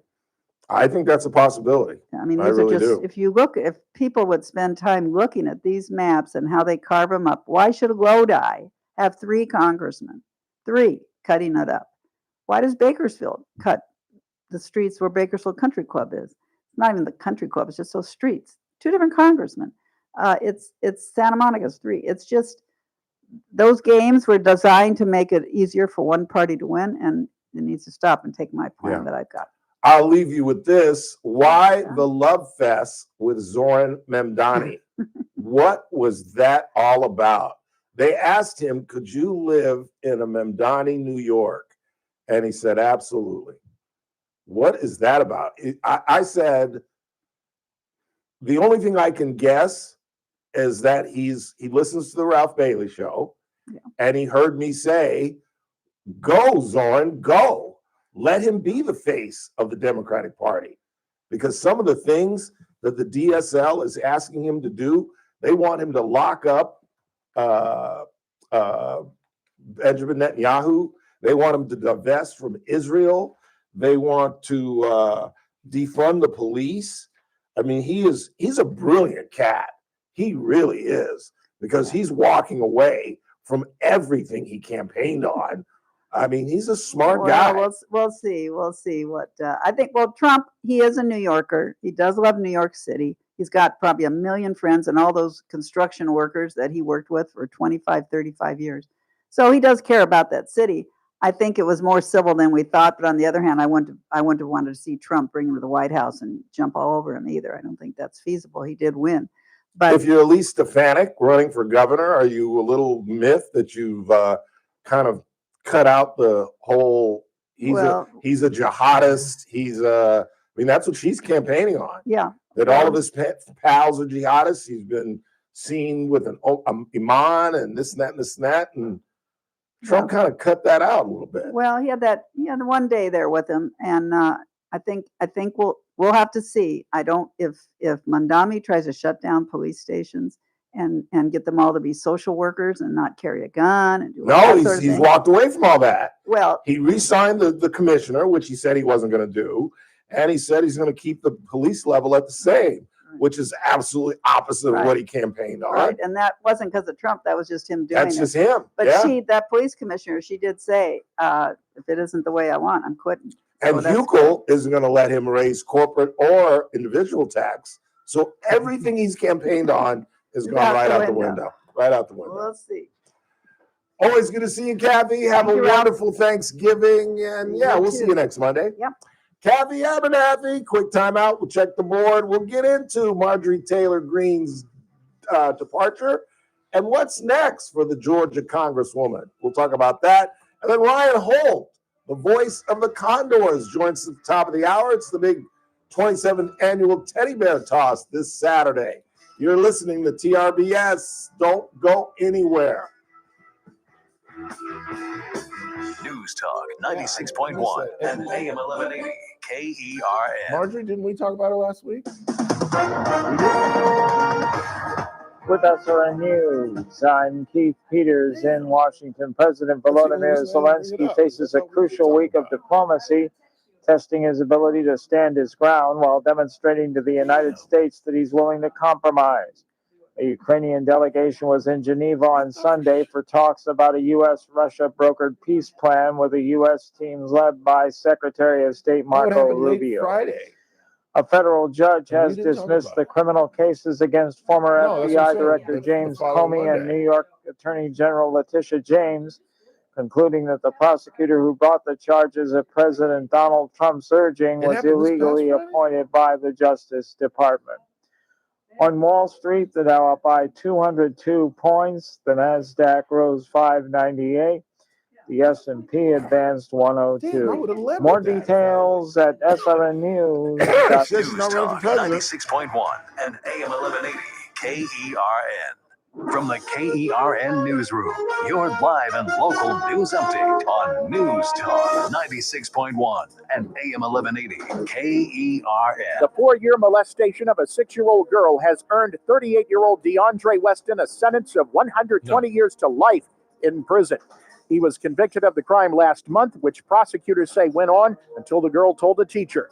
A trial may finally happen next week for Maya Hernandez, the woman accused of leaving her children in a hot car while she went inside to get lip fillers. Really? The temperature outside was 101 back on June 29th, and her 1-year-old son died at the hospital. The trial was put off because of a lack of courtroom space. PTSD craft kits are available for free for veterans, says the American Legion Post 26. They will have those every Wednesday at the Post from 11:30 to 2. I'm Chris Davis in the KERN Newsroom with news every half hour or when it breaks on FM 96.1 and AM 1180 KERN. Must qualify for enrollment. Results may vary. Attention! Have you racked up $10,000 or more in credit card debt? Are you barely getting by making minimum payments? With credit card debt reaching all-time highs, National Debt Relief is notifying consumers about significant debt relief options currently being made available to help those with overwhelming credit card debt. These options may reduce a large portion of credit card debt for those who qualify. You don't need to declare bankruptcy or take out a consolidation loan, and you may only have to pay back a fraction of what you owe, even if you have bad credit. National Debt Relief has already reduced the credit card debt for more than 550,000 consumers. So don't wait. If you owe $10,000, $20,000, or even $100,000 in credit card debt, you can now take advantage of this financial debt relief as the cost of living continues to skyrocket. To check what debt reduction you may qualify for, call 800-399-7272. 800-399-7272. Again, that's 800-399-7272. Start your day right. First Look with Scott Cox, 6 to 9 a.m. On the Tuesday edition of the First Look program, we'll talk water with the best in the business. That'd be Lois Henry from sjvwater.org. Scarlett Sabin will be joining us from the Ronald McDonald House, and we'll have news and traffic and guess weather. It's all happening 6 to 9 right here on News Talk 96.1, streaming live on the internet at kernradio.com. First Look with Scott Cox, 6 to 9 a.m. News Talk 96.1 and AM 1180 KERN. The Armstrong and Getty Show, weekdays noon to 2 on News Talk 96.1 and AM 1180 KERN. Now, back to the Ralph Bailey Show.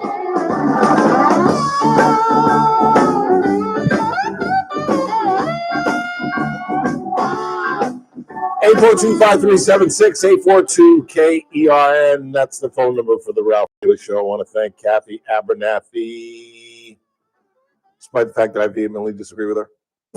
I wish I could be as optimistic as Cathy. Maybe it's just my personality that I'm always the guy with the glass half empty as opposed to being half full. But I see trouble coming. I really do. I don't know why. I just I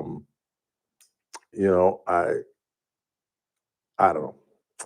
What do I know? What the hell do I know?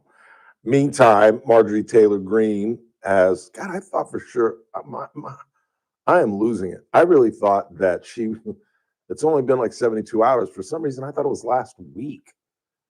And I think when I miss work for like a day or two, it just completely throws me off. And I'm just such a routine guy. I don't do the same thing every single day, but on those given days, like I do the same thing every Monday, I do the same thing every Tuesday. It may be different from Monday, but it's the same thing every Tuesday. And when I get out of that sequence, that's how I missed ringing bells with Rick, and I had to go there at 6 o'clock at night, where again, we raised $627. Thank you, Bakersfield, for your undying support for the Salvation Army. But I would have talked about Marjorie Taylor Greene in greater depth with Cathy had I realized.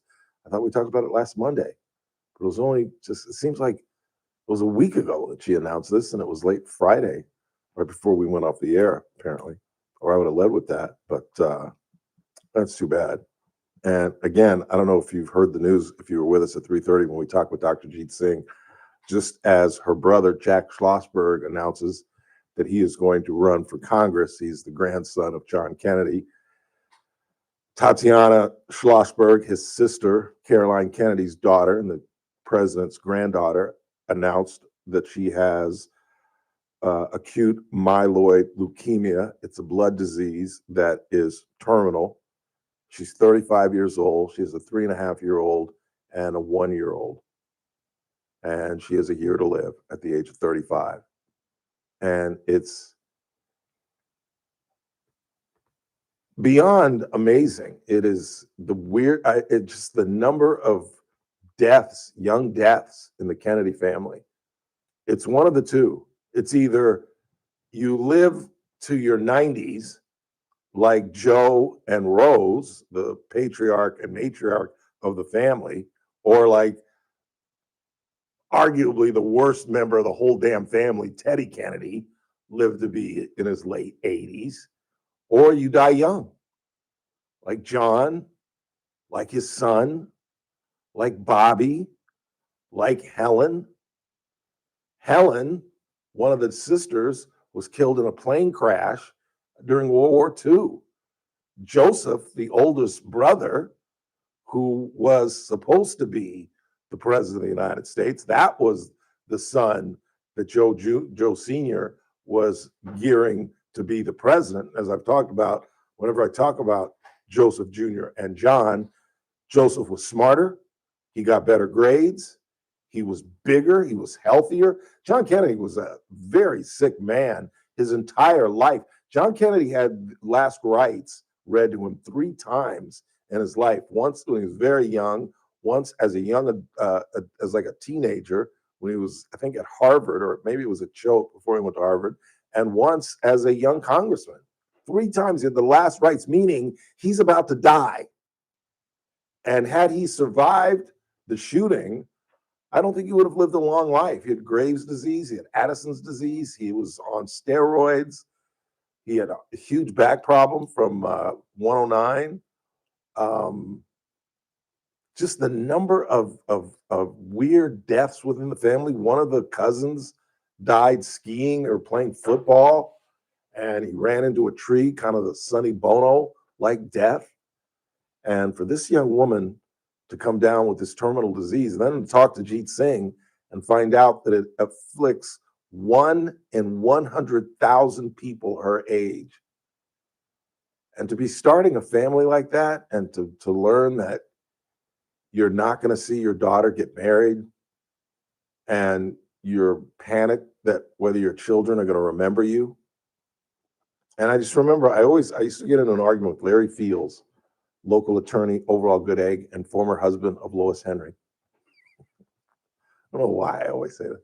But we got into an argument about whether or not, would you rather go immediately, or would you like to know when you're going to die approximately, so that you can get your, as the Irish say, get your, I think this phrase is, get your bags packed, something like that. Is that the phrase? I think that's the phrase. But, and I always said I'd rather go immediately. But I think in this case, it's best that she has time to, you can do videos of your children that they can watch for the rest of their lives. She can write them letters. I'm sure she's doing all of this because in watching the piece about her greatest fear was that her children won't remember her. And I don't remember life at 3.5. I really don't. And it's just so tragic. 35 years old. She's going to die at 36. It's just hard to believe. It really is. 842-5376, 842-KERN. You got anything? Well, Ralph, what will happen first? An independent candidate wins the California governorship, or a lib Republican? A lib Republican? Yeah. I don't think there's a lib Republican in the race. There's Chad Bianco, who, by the way, is going to be our guest on December 1st when we get through Thanksgiving, thanks to Angela Barton and Sheriff Donnie Elwood. In fact, the sheriff, I think, is going to be participating in that interview as well. And Steve Hilton is certainly no liberal, although, as we reported on Friday, Eric Swalwell, controversial congressman with a lot of name recognition and a lot of money, announced on Jimmy Kimmel's show that he is now throwing his hat. And I told you somebody was going to jump in. I guess I can play the Jasmine Crockett and say, well, I said somebody. I know I said Alex Padilla, but I did say, before I said Alex Padilla, somebody. So technically, I wasn't misleading anybody. I just said somebody, and then I happened to mention the name Alex Padilla. Excuse me, I've been watching audio of this woman all freaking weekend. And let me just play you something that I found. This woman she's a cartoon character. She's an absolute cartoon character. And yes, every time I allude to her, I'm going to call her a cartoon character. Listen to this. And, you know, everybody speaks differently when they're amongst their friends. And, you know, I speak differently when I'm around. I'll be blunt with you, Black folks. I get a little more colloquial. I get a little more ethnic speaking. But this is ridiculous. Here is my favorite cartoon character, Jasmine Crockett. First of all, it's good to see you in the new year. You know, no one could have told me that when I went down to Austin, now it looks like a little bit over a year ago, that I would be running for Congress. Maybe because these people, they are crazy, because they always talk about how Christian they is. Yeah, I don't know how many of them on that side are getting divorced because they getting caught up sleeping with their co-workers, staffers, interns, all the things. Yeah, you ain't got to believe me. Just go Google. You'll find some of it. I'm telling you, and the wives is being messy and petty. They putting it in. First of all, I mean, are you serious? And they be doing this, and they be coming around, and this, and they getting all messy and everything. I'm so glad to be here, and I'm a congresswoman from Houston, Texas. But then they come down here, and they ain't even got things, and they coming in, and they mama's walking in the door, and then she coming in. But I'm a congresswoman from Houston, and I'm representing a wonderful constituency. And then they mamas walk in the door, and they don't even know what time it is. Girl, I told her she's a cartoon character. She should not be in the United States Congress.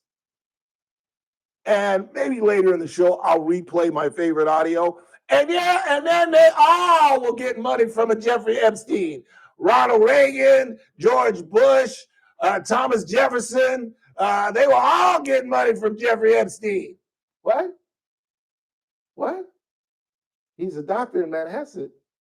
Well, see, what I was saying was, I never said it was the Jeffrey Epstein. What I said was, it was a Jeffrey Epstein. So it wasn't like I was trying to fool anybody. By the way, I just got an autograph the other day by Michael Jackson. That's right. Michael Jackson signed my ball for me. But I'm not trying to fool anybody.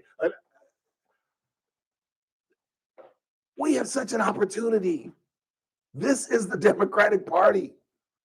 And the other portion of the Democratic Party are socialists. Man, if you can't, and just Google it. No, don't Google it. Don't do the Jasmine Crockett. But that was a little joke there. But you should see the number of Democratic socialists that are now coming out of the woodwork. Like I said, there's one going to challenge Hakeem Jeffries, the House Minority Leader, the guy that if they win back the House in a year, which if things don't change, and there's a lot of time, don't rest on my pessimism. There's a lot of things that could happen. Cathy's right about that. It's 12 months. There's a lot of things that could happen. The economy could shift. The fact that the president is lowering the tariffs, a lot of things. The Ukrainian war could be settled. There's a new peace plan that heavily favors Russia, but at this point, with no end in sight, Zelensky may not have any choice. But a lot of things can happen in 12 months. But if this current trend continues, where the jobless rates don't look really good, that manufacturing took another dump. We didn't have, I wasn't here Thursday, so we didn't get to talk to Daniel Petrie about this. But if things keep going on this trend, we are not going to win the House. We are not going to win the Senate. And then you've got a feckless, lame duck. And that's when people start to jump ship. Because I always thought, as I bet many of you did, that Trump would still have control of the party in 29, that he would still be able to be a kingmaker. He could still be able to come out and primary you if he didn't like what you were doing with the future of the party, whether it's under Vance or Marco Rubio or even a Democrat. But you can't fix the problem if you're not willing to identify the problem.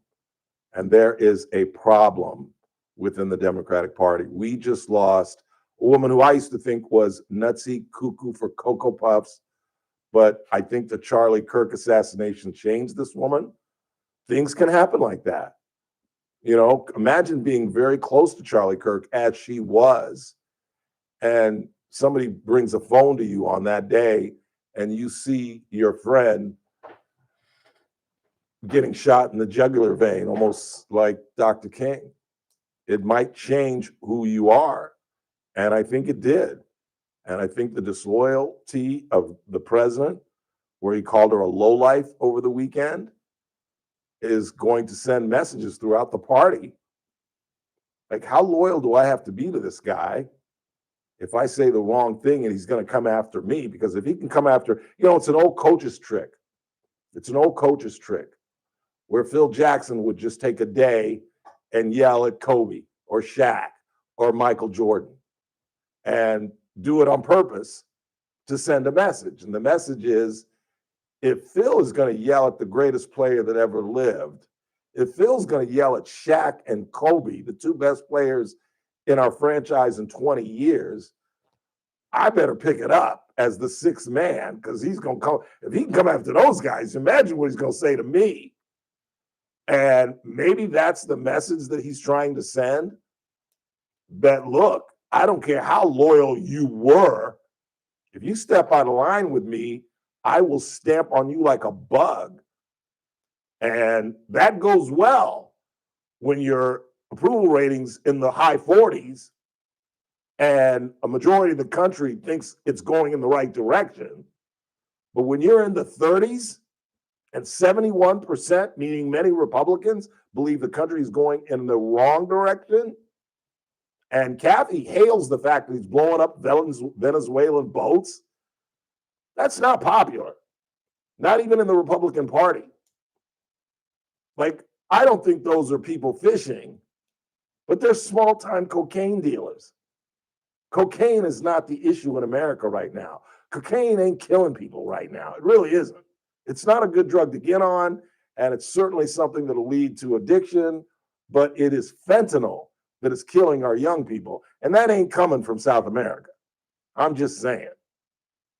The president's killed close to 80 people and like 20-something boats. And I don't think underneath that is very popular. I really don't. But what the hell do I know? Let's go ahead and take a break. We'll come back. We'll check the board. Coming up at the top of the hour, one of our favorite people, the voice of the Condors. Although Mike Hart is like, what? Am I coming on? I didn't know. Ryan Holt, the radio voice of the Condors. Mike is the public address announcer. But I think he would argue, I'm the voice. I'm who you hear at the Condors game. But no, Ryan, I think Ryan is the voice, true voice. We'll talk with him again. 27th annual Teddy Bear Toss coming up this Saturday. One of the funnest hockey games of the year. We'll talk with him. Talk a little more football. Shedeur Sanders looked okay with one really stupid throw. When I say stupid, I'm talking like the kids, meaning running to his right, avoiding a straight out blitz off his back foot, threw it about 50 yards and dropped it in the bucket. He did have a really bad pick, and the long touchdown that'll go down as a 66-yard touchdown was actually a screen. But in the stats, it looks like he threw it for 66 yards. But he's getting the start again this week against, I'll tell you when we come back. It's the Ralph Bailey Show on News Talk 96.1, AM 1180 KERM. We're streaming live at kernradio.com. News Talk 96.1 and AM 1180 KERN. It's time once again for the annual Condors Teddy Bear Toss. This is one of the coolest events that happens all year long in Bakersfield. You just bring a stuffed animal to the game. It happens the Saturday after Thanksgiving. When the Condors score their first goal of the night, you throw all the bears, all the stuffed animals onto the ice. They're then gathered up and distributed by the United Way. It's sponsored by KERN, Eyewitness News, and Three-Way Chevrolet. The doors open at 6, puck drops at 7. Get your tickets early and do not be late. You do not want to miss the big goal. For more information, visit BakersfieldCondors.com or call 324-POP. Meet Paul Sheldon's client, Norma Diaz, owner of La Rosa Fruit Bars and Ice Cream. Hi, I'm Norma Diaz from La Rosa Fruit Bars and Ice Cream, and I'm a client and friend of Paul Sheldon. I've known Paul for many, many years, and my parents happened to be his first clients. So, of course, I called Paul and immediately felt this peace come over me, knowing that I didn't have to freak out. Even a big what's going on, boy? His knowledge about Medicare and your health insurance needs are beyond compare. Not a whole and I was lot. taken care of immediately by Not a his whole wonderful lot. staff. He knew everything that I All needed excited? and what I wouldn't This is a need. big So I was weekend, huh? pretty much in and out of there in record time. If you're getting to that age where you're going to be needing to know about Medicare, then he's the one to call. He will totally help you out and get you pointed in the right direction. You're going to leave there feeling a great accomplishment and no concerns. And even if you have questions later, his staff can help you out. Those feelings are just priceless. So call Paul. You'll be glad you did. When Medicare matters, our team has the answers. She's from Team Paul Sheldon. 398-2298. Must qualify for enrollment. in-laws live Results here may too. vary. Attention! Have you racked up $10,000 or Nice. more in credit card debt? Are you barely getting by making minimum payments? Yeah. With credit card debt Yeah, reaching that's why I was all-time just telling highs, Jared, I was like, National yeah, Debt Relief is goddamn notifying Condors game of the year consumers I'd like about to go to. significant debt relief options I can't currently even being go. made available to help those with overwhelming credit And I card think- debt. isn't he These ringing the options bell? may reduce a large portion of credit card debt Or for those who whatever- qualify. however y'all You start don't need now. to declare bankruptcy or take out a consolidation loan, and you may only have to pay back a fraction of what you owe, even if you have bad credit. Great. National Debt Relief Yeah. has already Looking forward to reduced the the credit card holidays. debt for more than Put the 550,000 sticks away. consumers. So Can't don't do it. wait. If you owe $10, $20, or even $100,000 in credit card debt, you can now take advantage of this financial debt relief as the cost of living continues to skyrocket. To check what debt reduction you may qualify for, call 800-399-7272. 800-399-7272. Again, that's 800-399-7272. The Condors' biggest game of the year is here on Saturday as the team hosts the 27th annual Teddy Bear Toss. Bring 2 new stuffed animals to the game and throw them onto the ice after the team's first goal. All of the beers will go to those in need during the holidays and throughout the year. Thanks to the United Way locally, the game will sell out, so get your tickets now. Teddy Bear Toss is Saturday, presented by Eyewitness News and Three-Way Chevrolet. Doors open at 6. The puck drops at 7. The fun starts at just $15 at CondorsTown.com or by calling 324-POP. This is Condors Town. You've got your whole life ahead of you, so choose a Medicare plan you can count on.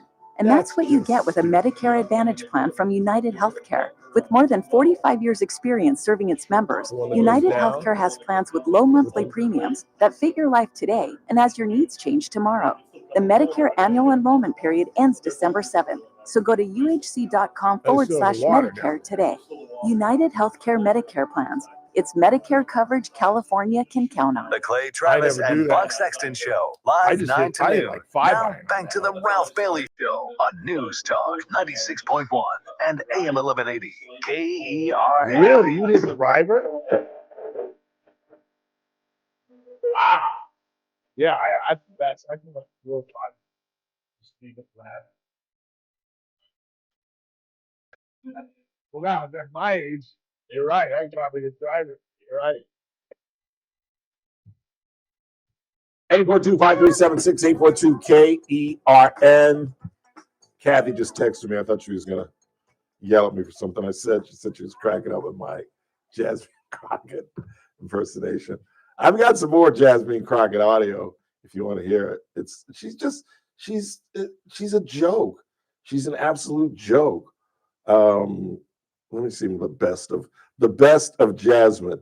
Let me see what I got. Here's one of my favorites. This is off the Will Kane show.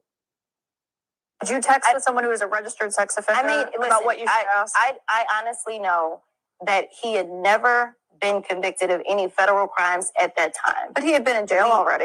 He had been in jail. And my deal is this. The Republicans are constantly texting with a 34-count convicted felon. So if it's okay for them to text him at any point in time, then I'm not going to say that that's right or wrong, especially to the extent that you're talking about kicking someone off their committee. Did you text with someone who was a... Okay, I should have prefaced what that was about. She was trying to stick up for Stacey Plaskey, the Virgin Islands congresswoman, who was texting with Jeffrey Epstein during a committee hearing, asking him what questions to ask. He was giving her advice. And at the end of her period, she was interviewing Michael Cohen. Remember when Michael Cohen went before the Oversight Committee? And Plaskey was part of that. She's a black woman from Virgin Islands. And she's literally, you could see, and the reason they figured this out is they compared the timestamps from when Epstein texted to when she texted and what the time and date was. And there's obviously video, and she's sitting there taking text messages as someone else asks. And as I pointed out on Friday, there was one that was, he says, ask about Rona, which is the first name of someone who worked with Trump. And she asks back, is that an acronym? Because he put it in all caps. And he says, no, that's Rona so-and-so. And lo and behold, when Cohen came up, because she says, text Epstein, hurry, I'm up next. And so he's giving advice. And this is after he was convicted. So she's dealing with a sex offender. And Miss Crockett, the cartoon character, was in that, and that's why I should have prefaced with that fact, is trying to defend her. And her defense is, well, they kind of, well, she used her white voice in this one. She didn't use her ghetto voice, as she's wont to do. But she said, well, the Republicans are texting a 34-count felon, alluding to the president of the United States. Now, first of all, we know that conviction was a bunch of nonsense. Secondly, even if it wasn't, you're really going to compare that to Jeffrey Epstein? Really? One of the worst human beings on the planet, a man who had sex with teenage girls, who hoarded them and trafficked them. where his girlfriend is doing a 20-year stint now in a club fed, but don't get me started on that. But this woman, and she's talking about running for Senate. Ted Cruz is most likely going to run for president 28, and she's going to go after his seat. And she's a joke. And again, like I said, that's where the Democratic Party stands right now. That's why the Republicans have a great opportunity in 26. And if things don't change, we're going to let it slip through our fingers, because the party now is represented by Democratic socialists. Like I said, there are a number who have been inspired by Mamdani. Like I said, there's a guy that's going to challenge Hakeem Jeffries. Can you imagine if the House Minority Leader is booted by a Democratic socialist? You've got AOC's voice, you've got Bernie's voice. And again, the only reason I think that there was this love fest in the White House with Mamdani is that maybe the president is trying to elevate him. And it's strange that I didn't recognize that immediately, because that's what I talked about through the whole campaign. I was saying, let him win. Let him be the face of the Democratic Party. Let he and AOC and the rest of them, Omar and the whole bunch of them, let them be the face of the party. Because at the end of the day, as Margaret Thatcher said, socialism is great until you run out of other people's money. It doesn't work. It's been tried since the 1800s. And if you cite me Sweden as a success, Sweden's the size of New Jersey. Are you kidding me? We make a mass pivot to hockey. It's that time again, and the voice of the Condors, Ryan Holt, joins us next. This is AM 1180 KERN. Oh, man, oh, It's man, oh, man, 96.1 oh, man, FM. Bakersfield. About what? KERNradio.com. Yeah. News this hour from Town Hall. I'm Keith Peters in Washington. The Pentagon says it's investigating Democratic Senator Mark Kelly of Arizona over possible breaches of military law. White House correspondent Greg Clugston reports. The investigation into the former Navy pilot stems from a video that featured several lawmakers calling for U.S. troops to defy illegal orders. White House Press Secretary Caroline Leavitt says Kelly needs to be held accountable. You can't have a functioning military if there's disorder and chaos within the ranks, and that's what these Democrat members were encouraging. The Pentagon cited a federal law that allows retired service members to be recalled to active duty for possible court-martial or other measures. So all they saw was this. Washington. A major ruling in two high-profile political cases. A federal judge has dismissed the criminal cases against former FBI Director James Comey and New York Attorney General Letitia James, including that the prosecutor who brought the charges at President Donald Trump's urging was illegally appointed by the Justice Department. The ruling amounts to a stunning rebuke of the Trump administration's efforts to target Trump's political opponents, as well as its legal maneuvering to hastily install a loyalist prosecutor willing to file the cases. I'm Lisa Dwyer. Ukrainian President Volodymyr Zelensky faces a crucial week of diplomacy, testing his ability to stand his ground while demonstrating to the United States that he's willing to compromise. The Ukrainian delegation was in Geneva on Sunday for talks about a U.S.-Russia brokered peace plan with a U.S. team led by Secretary of State Marco Rubio. One of those dads. On Wall Street, the Dow up by 202 points, the Nasdaq rose 598, the S&P advanced 102. More at townhall.com. Wesley Financial Group is not a law firm. Hi, I'm Chuck McDowell, the timeshare cancellation guy. In 2011, I founded Wesley Financial Group with one goal in mind, to help honest folks out of their timeshares permanently. Today, I run Wesley with my two sons, a real family business, treating every client and every employee like we'd want our own family treated. That philosophy has helped us grow into the largest, most trusted timeshare cancellation company in the United States. Fortune magazine even recognized us as one of the best places to work. Why? Because we genuinely care. In fact, some of our former clients were so moved by their experience working with us, they joined our team so they could help others to timeshare freedom. If you're stuck in a timeshare, give us a call.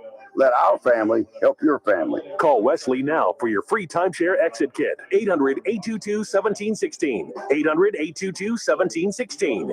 800-822-1716. From the KERN Newsroom, your live and local news update on News Talk 96.1 and AM 1180 KERN. Everybody I've talked to He'll likely never see the world as a free man again. I'm Chris Davis. A 120 years to life sentence was handed down by a judge to 38-year-old DeAndre Weston of Bakersfield, who was convicted last month of sexually abusing a child for 4 years, starting in 2017 when she was 6. That came to an end when the girl told the teacher what had been happening. The teacher called authorities, and Weston was put in cuffs and is now headed to prison. A murder was discovered Saturday night in East Bakersfield, and so far police have not announced any arrests. The shooting was on Center Street just after 9 p.m. Police were called there on reports of gunshots and found the victim, who they have identified only as a man. They have not discussed any of the circumstances. Police also have yet to release the name of a person who was found dead just after 12:30 Saturday afternoon in southeast Bakersfield. That happened on Van Cloos Bay Drive. Cops were called to the house to check on someone and found the person dead. So far, the only ID they've given is that it was a man. The trial for 22-year-old Maya Hernandez may start Monday, providing a courtroom can be secured for that to happen. The trial could not start today because of lack of court space. And then when you She's crap the out, woman she's accused all of leaving her son, 1-year-old Emilio Gutierrez, in a hot car June 29th while she got her lip filler injections at a spa. The child died at the hospital. If you are a veteran or a family member, the American Legion Post 26 wants you to know that free PTSD craft kits are being offered for free every Wednesday at the Post on 8th Street from 11:30 to 2. That is meant to help people through the healing process. I'm Chris Davis in the KERN Newsroom with news every half hour or when it breaks on FM 96.1 and AM 1180 KERN. What do you think, this is the Army where you shoot them a mile away? You got to get a post like this. Bing, you blow their brains all over your nice Ivy League suit. How long It's the Ralph Bailey Show on News Talk 96.1 and AM 1180 KERN. Now make sure you keep the house when you make the call. You understand me? You hear me? Call from an outside line. I mean it. Yeah. Call in or text to 661-842-KERN. That's 661-842-5376. Listen live at KERNradio.com. Now, the host you've been waiting all day for. Live from the KERN studio, here's Ralph Bailey. Final hour of the broadcast on this Monday, 24th day of November, Thanksgiving Day week. Short week for us, obviously. Monday, Tuesday, Wednesday. We'll be back on Monday. But we still got lots to do at the bottom of the hour. We'll talk a little NFL football. It was an exciting weekend of football. The Bears win. The Browns win. Kansas City pulls it out. Jonathan Taylor ran the ball 16 times. That's coaching, if you ask me, but what do I know? And this could be the single worst Raider team in the history of the organization. I've never seen anything like it. And, you know, I really thought that there was a possibility that Geno Smith might have a Sam Darnold type of comeback. Maybe he was just on a bad team and that's why. No. He is horrendous. They had 10 sacks, did the Browns, and Myles Garrett was in our backfield more than our running backs. It was just awful, but Shedeur Sanders had a pretty good weekend. We'll talk about that a little bit. And I looked it up. They play, his next game is against the 49ers, which is a little better defense than what he faced in Las Vegas. But in the meantime, it is a big weekend for hockey. And as those of you who are subscribing on YouTube can see, the voice of the Condors, Ryan Holt, one of our favorite people, is live in studio. What's really going on? Good evening, Ralph. Yeah, Teddy Bear Toss this Saturday. My Patriots, by the way, are 10-2 now. First team to 10 wins. So. They are for real. Yes, they're taking advantage of an easy schedule. They're a little bit ahead of schedule right now, but yeah, some injury trouble. But I like watching football again. I now have the two screens going. I get the Patriots on one screen because for a couple of years there was just I'll just watch Red Zone and I know exactly. I'll get the highlights. Believe me, as a Raider fan, I know exactly what you're talking about. Oh, the Raiders are on. Let me go watch a TMZ. Let me go watch something. I just my buddy Juan Martinez in the office, big Raiders guy.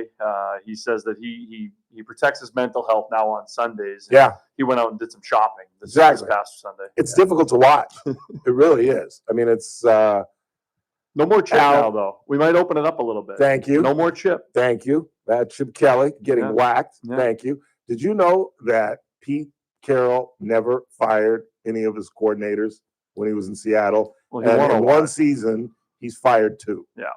He Crazy. won a lot. Crazy. Chip got paid a lot, though. What the highest paid? I heard that this morning. That's a nice. The highest I think he's making paid $6 million. Yeah, I think he's making $6 million. Yeah, that's nice. Like, really? This is what we paid for? It's nice. Yeah. I just need someone to make that mistake on me. Yeah, no kidding. You know, no kidding. You just fire me. Fire me the next day. I don't care.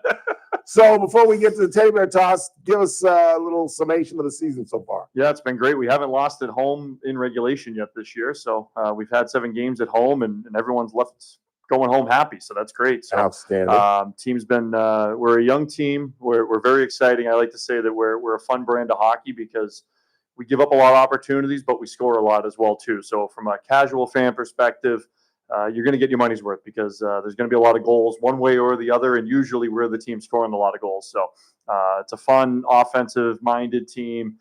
We have a lot of fun playing the game. These kids are, I mean, our average age is probably 23, 24 this year. We're really young, even for the league. And the guys enjoy being here, and they've enjoyed the crowds early on. And the proof is in the pudding. We've been undefeated at home, so keep it going here coming up Saturday. That's pretty cool. Any players that Edmonton might pull up? Yeah, well, they just did this past weekend. Connor Clattenburg, our 20-year-old, so he's the youngest player on the team. Wow. He's not necessarily the most offensive-minded, but anybody who was at the game last Saturday, he fought 3 times. So he's a now, granted, they challenged him. I mean, you know, they were asking for him. He wasn't asking for anybody else. Yeah. You know, they wanted to. He had a great game. He was physical. He had a great post-game interview. If you check it out on our Instagram, where he kind of mentioned to Mike Hart that, you know, Mike was mentioning how cool it was that he was spending so much time with Connor because Mike's right in the penalty box there. And Right. Connor, you know, we had to bleep out the F word, but he said he loves it in there. You know, he feels at home in the penalty box. So just a cool kid, and just another example of, you know, one day we're in, you know, Ontario, California on Friday. Keith Gretzky and I are on the bus, and Keith's phone goes off, and, you know, I know what that means. And he looks around to the back of the bus and says, you know, Connor, come on up. And, you know, you get to see a kid realize his dream, and he plays Saturday night in Florida against the Panthers. So that's the coolest part of, you know, my job and our job is to see, you know, these young players realize their dreams, right? He gets to call his dad, and his dad's crying on the other end. And will he be back with us? Probably sooner rather than later. But, you know, he's going to get an opportunity because there are injuries up in Edmonton. He's going to get that chance. And he was great the other night against Florida, the two-time defending champions. And, you know, we'll see what he does tomorrow night. They play Dallas tomorrow night, so he should get another game in before probably coming back to Bakersfield. How does that work logistically for a kid? It's not easy. How does he deal with where he's living? Yeah. He doesn't know when he's coming back. Yeah. Yeah. And does his pay? Does he get his pay? NHL pay? His pay increases. Yeah. So, you know, Connor for his salary would make, you know, $750,000 at the NHL level. At the AHL level here in Bakersfield, he probably makes $150,000. You know, all told, you don't get that all in one lump sum, obviously. So it's prorated when you go up. So every call up is basically worth $15,000 to you, which for a 20-year-old kid, you know, to get that kind of money right off the hop is pretty cool. When he comes back, he's living with a couple of guys here in town, you know, a couple of other players. So usually I don't want to put him on the spot, but the usual code, I guess, if you will, is you might pay for the month's rent or the next 2 months' rent, you know, based off your salary and stuff at the NHL level. And it's not easy though. Like we were on the road, and we don't wear suits on the players don't wear suits on the road. They wear, you know, track sweats kind of going into the games now. Right. It's their new thing. Don't get me started. But so he didn't have a suit, so we had to take him to Nordstrom, and we had to get him a jacket and, you know, pants because the NHL, Edmonton still wears, you know, at least business casual on the road. So made sure he had some clothes to go on the road trip with when he flew to Edmonton. That's funny. Yeah, it's just the fun stuff that these guys go through, and obviously living his dream. There's a big difference. Charles Barkley tells a great story about that. How he got in the league and he was wearing sweats, and Julius Erving took him under his wing and he said, "Son, you're a professional now. Let me take you." And he took him to a dress, and that's the new thing. He said I wore suits traveling every day after that. I mean, we used to be shirts, ties, suits everywhere. And then that kind of relaxed to polo and suit pants, and that relaxed to polo and Lulu pants. Or now it's, kind of they want to show off the player's style. The NBA kind of has that as well, too. And you want to show off the guy's style coming in. So it's not just shirt and tie every time. And, I think the Oilers do it right in sense of, hey, be business casual, be professional, still have your style and style it the way you want. Yeah. WNBA is taking it to a whole different level. And they're getting sponsorship deals out of it. So something's working. Yeah, absolutely. Talking with Ryan Holt, the voice of the Condors. It's a big weekend, obviously, the Teddy Bear Toss. Yeah. I just moved to Bakersfield. I have no idea what the Teddy Bear Toss is. Tell us all about it. Yeah, after our first goal on Saturday night, everyone's encouraged to bring at least 2 stuffed animals. We encourage more, as many people do. They bring, garbage bag fulls of stuffed animals. And you can throw them on the ice after our first goal. So we hope it happens early in the first period. That's good for everybody. It's happened a lot early in the first period.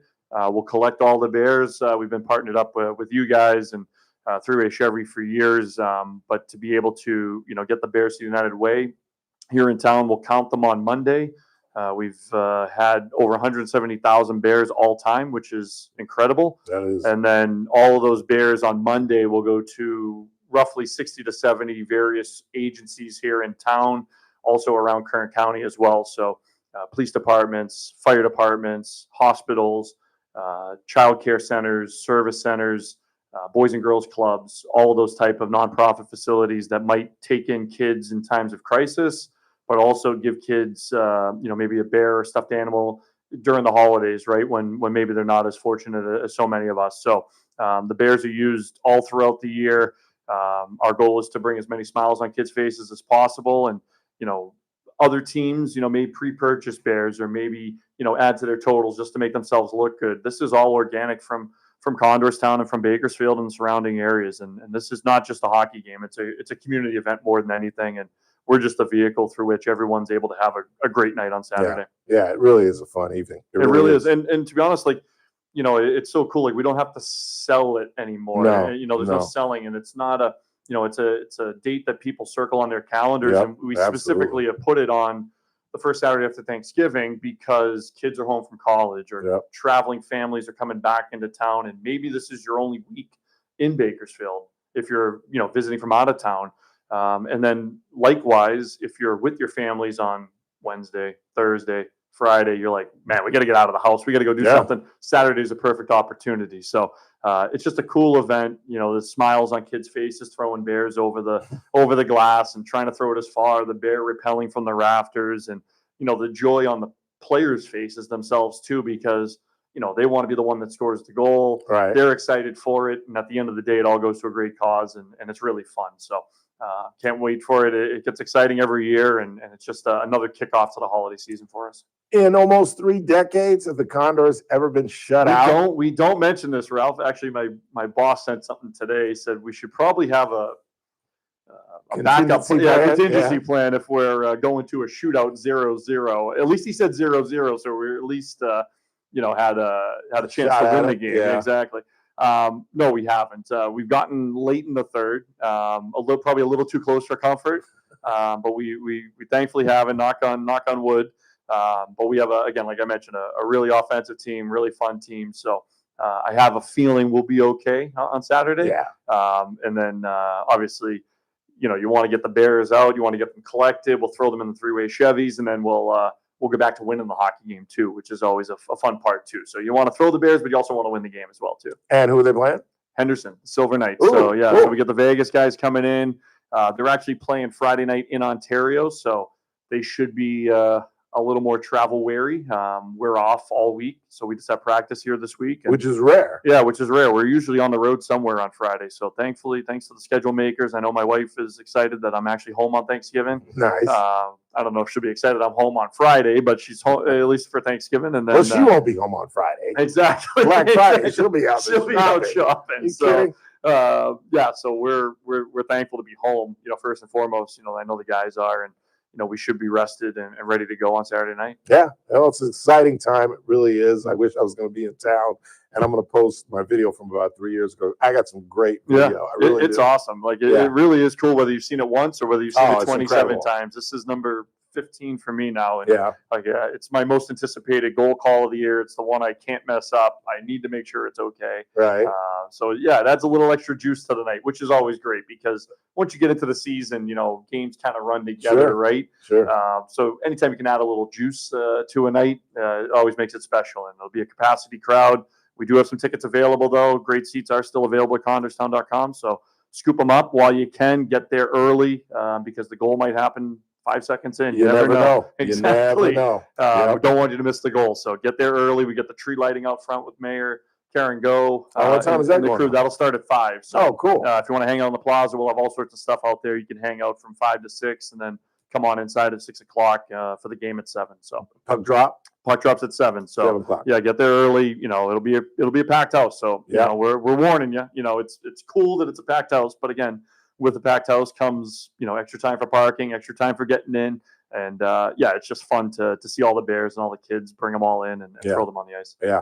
In my video that I took, I've got this older gentleman who had a a human-size Pink Panther doll. And he's trying to figure out, it's the funniest thing, he's trying to figure out how he can get it, and finally throws it at one thing and it bounces and a kid catches it and he's all excited. So he throws it and another kid catches it and he's all excited. He finally gets it over the glass. You have the initial wave, right? Like the puck goes in, the initial wave of the Bears hit the ice. And then you'll always have, like, as you mentioned, down by the glass is where all the Bears kind of, pile up and pile up. And those poor people in those first couple of rows, they just got to take all those Bears and start chucking them over the glass. So there's like 2 or 3 waves and of they Bears. Love it. It's awesome. They love it. I love it every year. Always good to talk to you, Great sir. to see you, Have Ralph. a great season, and I won't see you, but JR and the rest of our staff will see you Saturday. We'll be excited. Happy Thanksgiving. Enjoy You too. All right. Too.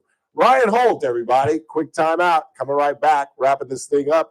Talk a little football at the bottom of the hour. Just kind of update you on the NFL, and I've got some other miscellaneous news and notes to get to. Don't forget, tonight, 8 o'clock, my obsession. Who killed JFK? It's coming on ABC tonight at 8 o'clock.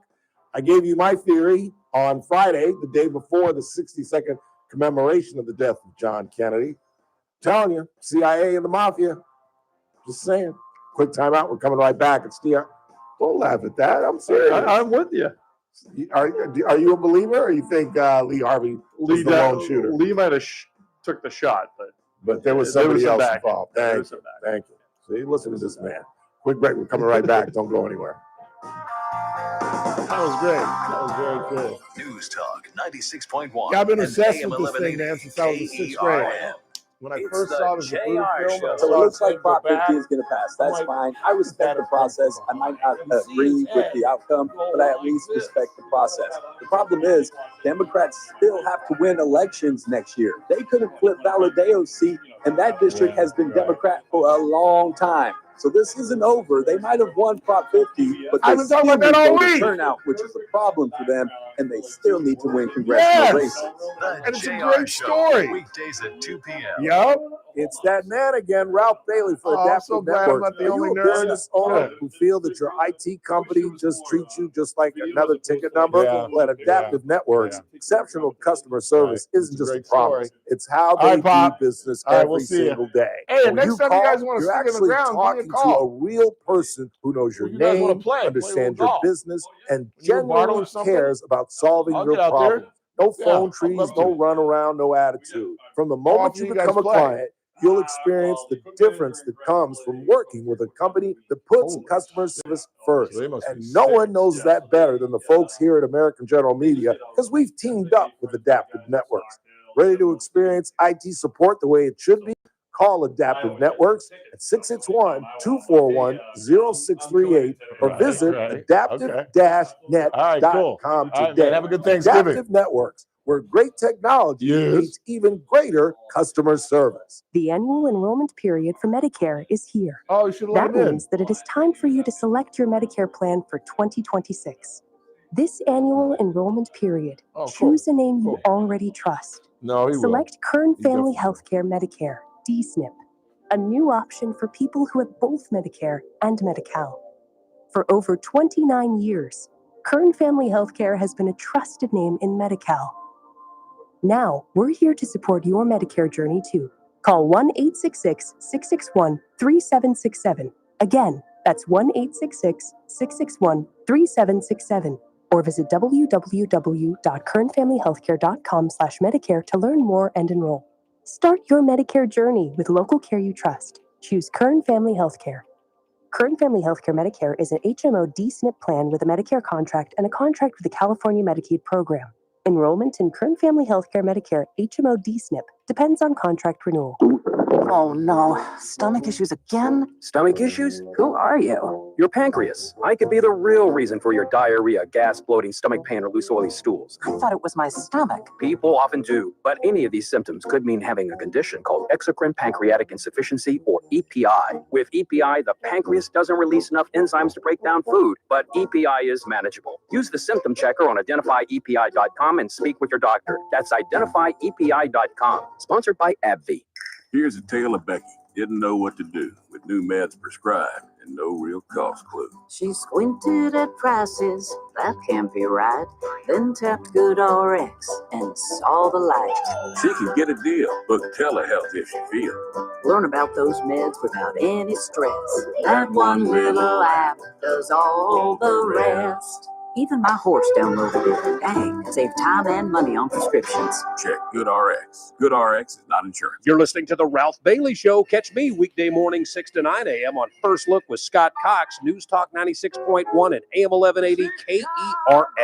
Chicago, that title in town. Chicago. I don't know if those subscribing to YouTube could hear our discussion with Ryan Holt as he was leaving, but he was telling me that he's been watching. I don't know how we got on the topic. I think we were talking about the JFK special that's coming out tonight at 8 o'clock on ABC. But he said he's been watching the American Revolution, Ken Burns' new documentary that is running. You can catch it. It's running all the time on PBS for my fellow direct TV subscribers. That's channel 65. And there's another PBS channel somewhere higher, but I can't remember. I always watch 65. But it's outstanding. I'm not up to date. I've only seen parts 1 and parts 2, but it really, really is outstanding. And as Ryan mentioned, you know, there's no photography. There are no pictures really of the 18th century, but it is just outstanding. And he was saying things that I mentioned, like, what? That happened?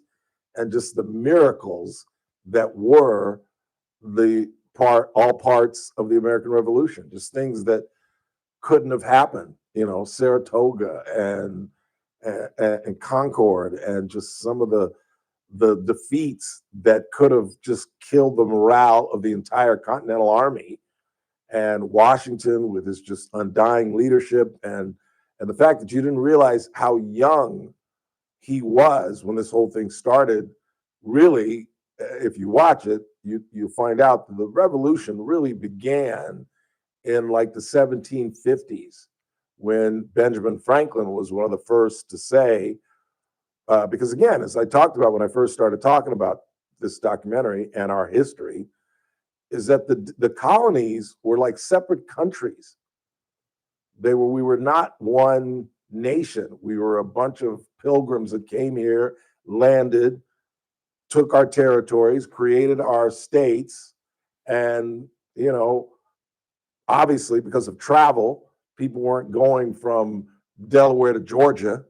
So if you landed in Georgia, you never saw Delaware, you never saw Vermont, you never saw some of those earlier, I don't know, was Vermont? Was Vermont an original 13 colonies? I'm not sure. But nevertheless, it was a different world. And no one in the 1750s, other than Ben Franklin, wanted to be a united bunch of colonies. And Benjamin Franklin started in the 50s. And then there was the 7-Year War, where Washington was humiliated and then was completely ignored by the British in terms of further military service. And he kind of retired and went back to Mount Vernon and became a tobacco farmer. And that his anger at being passed over by the British is part of what fueled the revolution. That these people are just taking us for granted and we're their servants. And this ain't going to work. And then it starts to get up on its feet in the 60s. And then obviously in the 70s when we meet. And even then, even the convention to determine, as I'm sure you've probably either read about or seen in motion pictures, was an absolute battle. An absolute battle. I believe it was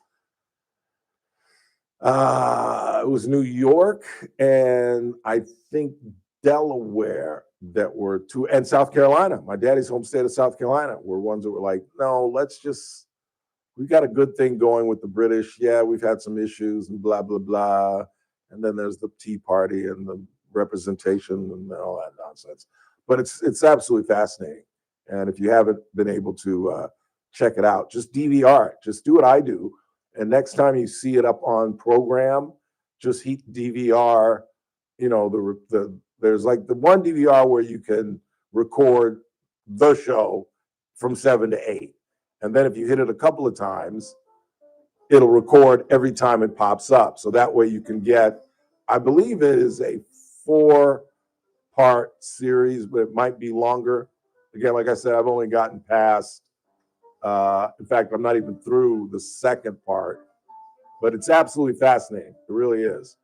And it's a great time with the holidays to grab your knucklehead teenagers, take these things away from them, their phones, and sit down as a family and talk them through what you're seeing and homeschool them on the American Revolution.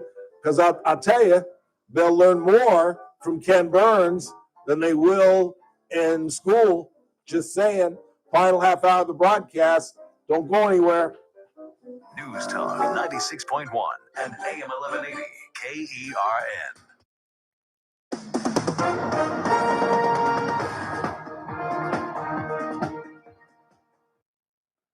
With SRN News, I'm Keith Peters in Washington. Travelers this Thanksgiving may still feel on edge after the historic government shutdown that caused widespread flight cancellations and delays. But experts say staying informed about weather, traffic, and airport wait times can help ease anxiety. The FAA is preparing for its busiest Thanksgiving in 15 years, with over 360,000 flights scheduled. Do you know what the game is tonight? On Wall Street, the Dow up by 202 points. The NASDAQ rose 598. The S&P advanced 102. Oh, the Niners. Is Hey Siri. SRN News. Call Bell Sushi. News Talk 96.1 and AM 1180 KERN.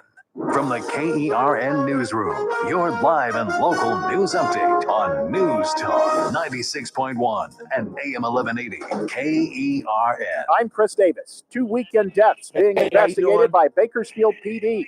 One happened Saturday night at East Bakersfield on Center Street. Someone called for police because of gunshots, and inside a house they found a man shot. So far, no arrests have been announced. The other death was a man who was found inside a house on Van Cloos Bay Drive, which is in southeast Bakersfield. Police have not said how they believe that man died. His body was discovered when police were called there to check on him. It's unclear how, but 2 people in their 20s ended up stuck inside a vault in a building in downtown Bakersfield Sunday morning just before 1:30. Firefighters say both people appeared drunk and had minor injuries. They were helped out with a ladder. I'm Chris Davis in the KERN Newsroom with news every half hour or when it breaks on FM 96.1 and AM 1180 KERN. For over 50 years, hard rock has been where the music lives. Artists play our stages. Their stories line our walls, and guests walk away feeling like stars. We're a global icon built on one timeless ideal. Love all, serve all. Introducing Hard Rock Casino to Home. Over 2,000 of the hottest slots, over 60 thrilling table games, and the energy only we can deliver. The sound check is over.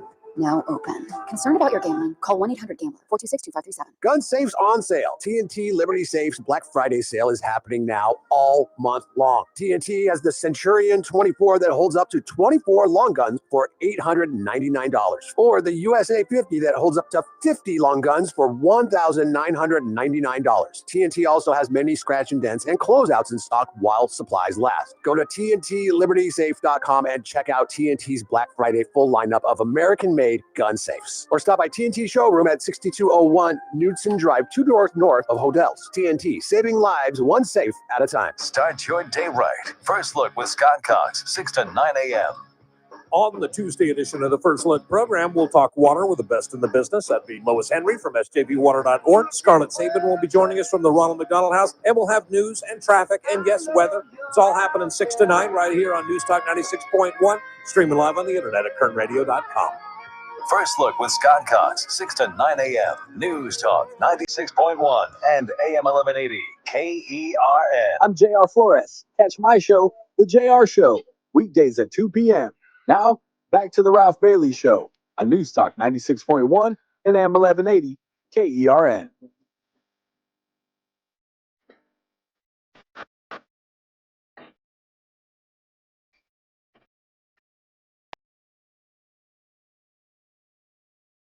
Do you even know who this is? I didn't think so.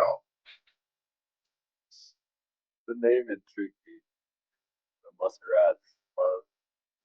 Isn't this Captain and Tennille? And you've never heard of them? They were popular. They were certainly popular. He wore a sailor's cap. That was his shtick. And she was a beautiful, they were married, and she was a beautiful woman with obviously a beautiful voice. I'm going to do, somehow my algorithm, I spend so much time watching reels on my phone that my algorithm changes. And somehow I was watching like theme songs, and I watched like the Mary Tyler Moore theme song like 3 times. Don't ask me why. I'm a very strange man. It just took me back to happier days, the mid-70s. God, I was a happy man. I was just such a happy kid, and I had such a blessed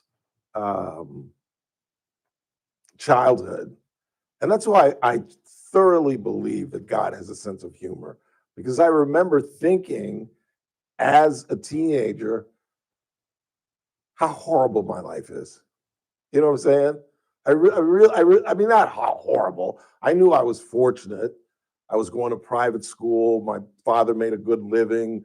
We had a beautiful home in a beautiful neighborhood. I knew I was blessed, but I truly believe that my parents' responsibility in life was to give me a hard time. Like I was so immature, I couldn't perceive that they were just simply trying to raise me and make a man out of me. I just thought, they're just trying to drive me nuts. Who cares if I've got clothes on the floor? Who cares? How does that impact whether I'm going to get into college or whether I'm going to be a successful radio talk show host?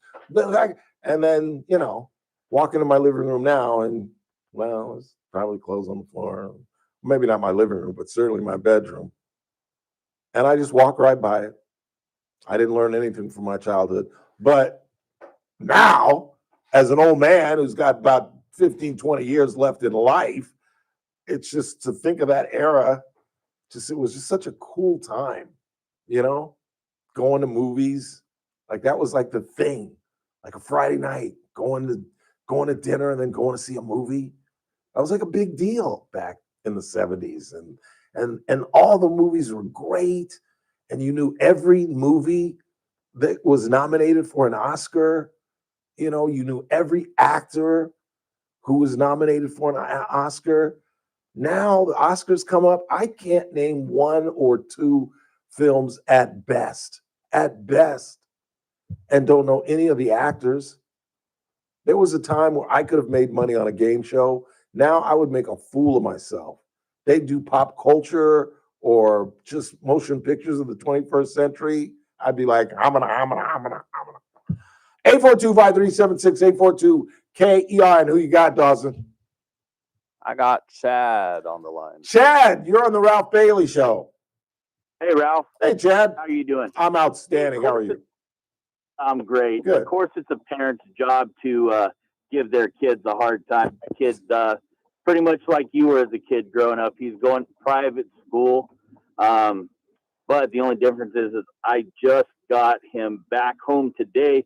He actually signed a contract to play junior hockey back in Boston. So wow. He's finishing his senior year, going to BCHS, but he's doing it via online. He just flew into town today. And I also wanted to see if you watched that show I called in a while back about the hockey and the guy who was the mob guy who bought the hockey team for his kid. Not yet. I'm spending my. I just paid to get Paramount Plus, so I've been watching Landman right now and trying to. You can't go wrong there. Yeah, I'm trying to catch up because they teased me, and I saw the first 2 episodes, but then I was like, I'm not getting Paramount Plus, and then I saw some previews, and all my friends were talking about it. So finally, last week, I signed up for Paramount Plus, so I spent the weekend trying to catch up with Landman. But I am going to get to that. I really am. No, my kid was playing against the Canadian team yesterday, and he flew into Bakersfield today. Wow. So, wasn't as great as you talking about the players who play for the Condors in Bakersfield, because I'm the one who pays for all that garbage, not anybody else. Right. Well, you got to be a proud and happy dad. Oh, yeah, you bet. That's pretty cool. Well, have a good Thanksgiving, man. You too, brother. Keeps them out of trouble, and that's what it's all about. Damn right. Gives them something to look forward to. Thank you, sir. Always good to talk to you, Chad. Have a great day. All right, you too. You bet. 842-5376-842-KERN. What do you got on the board, Dawson? By the way, is it still Billy in the morning? It is, unless it's JR's show, then he calls me Dawson.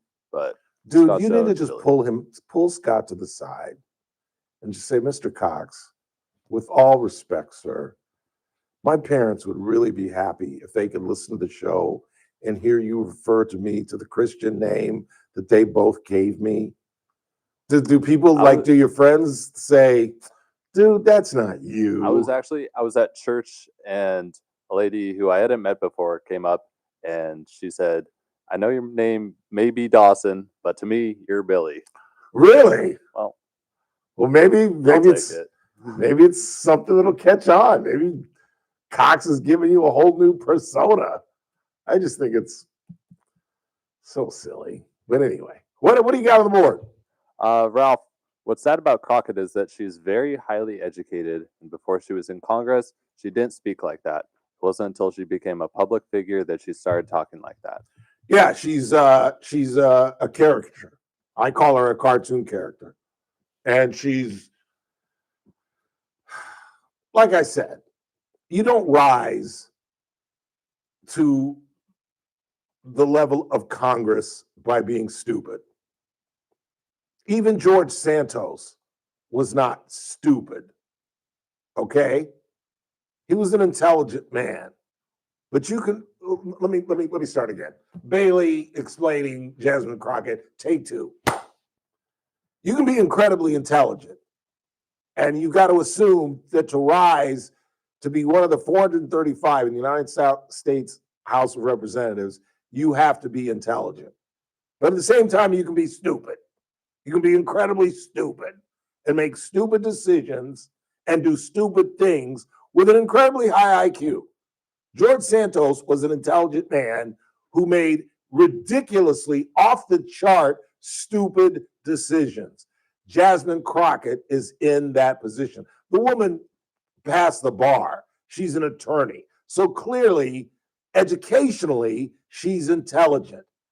But for a United States Congresswoman to go on the floor after her staff Googled who Jeffrey Epstein gave money to.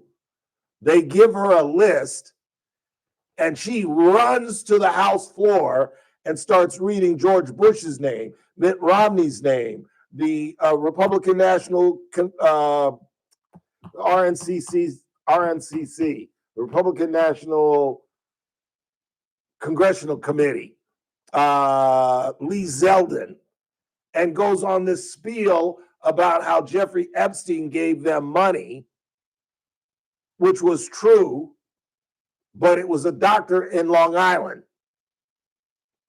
And then to come back and go on Caitlin Collins' show on CNN, and I'm not going to replay it for you, although I really should because I love listening to it.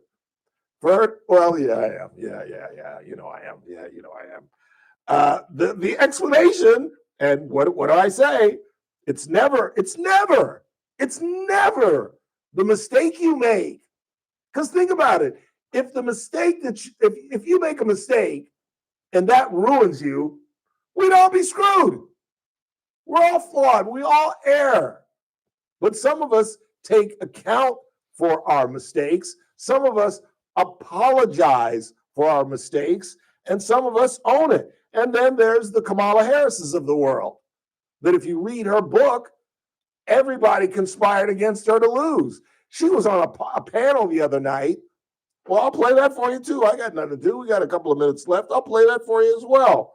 But let me first get back to my favorite, Ms. Crockett, and her explanation on her inability to research exactly the Epstein of which she was alluding to. Please stand by. I've got her somewhere. Here she is. Here is my favorite Congresswoman, Jasmine Crockett. Stacey didn't initiate that. Oh, no. That's the same one. That's the same one. That's not the one I'm looking for. Please stand by. There's better. There's much, much better. Hang on. No, it's not that one. It's not that one. Oh, I can't find it. Here it is. I think this is it. I'm pretty sure this is it. I hope this is it.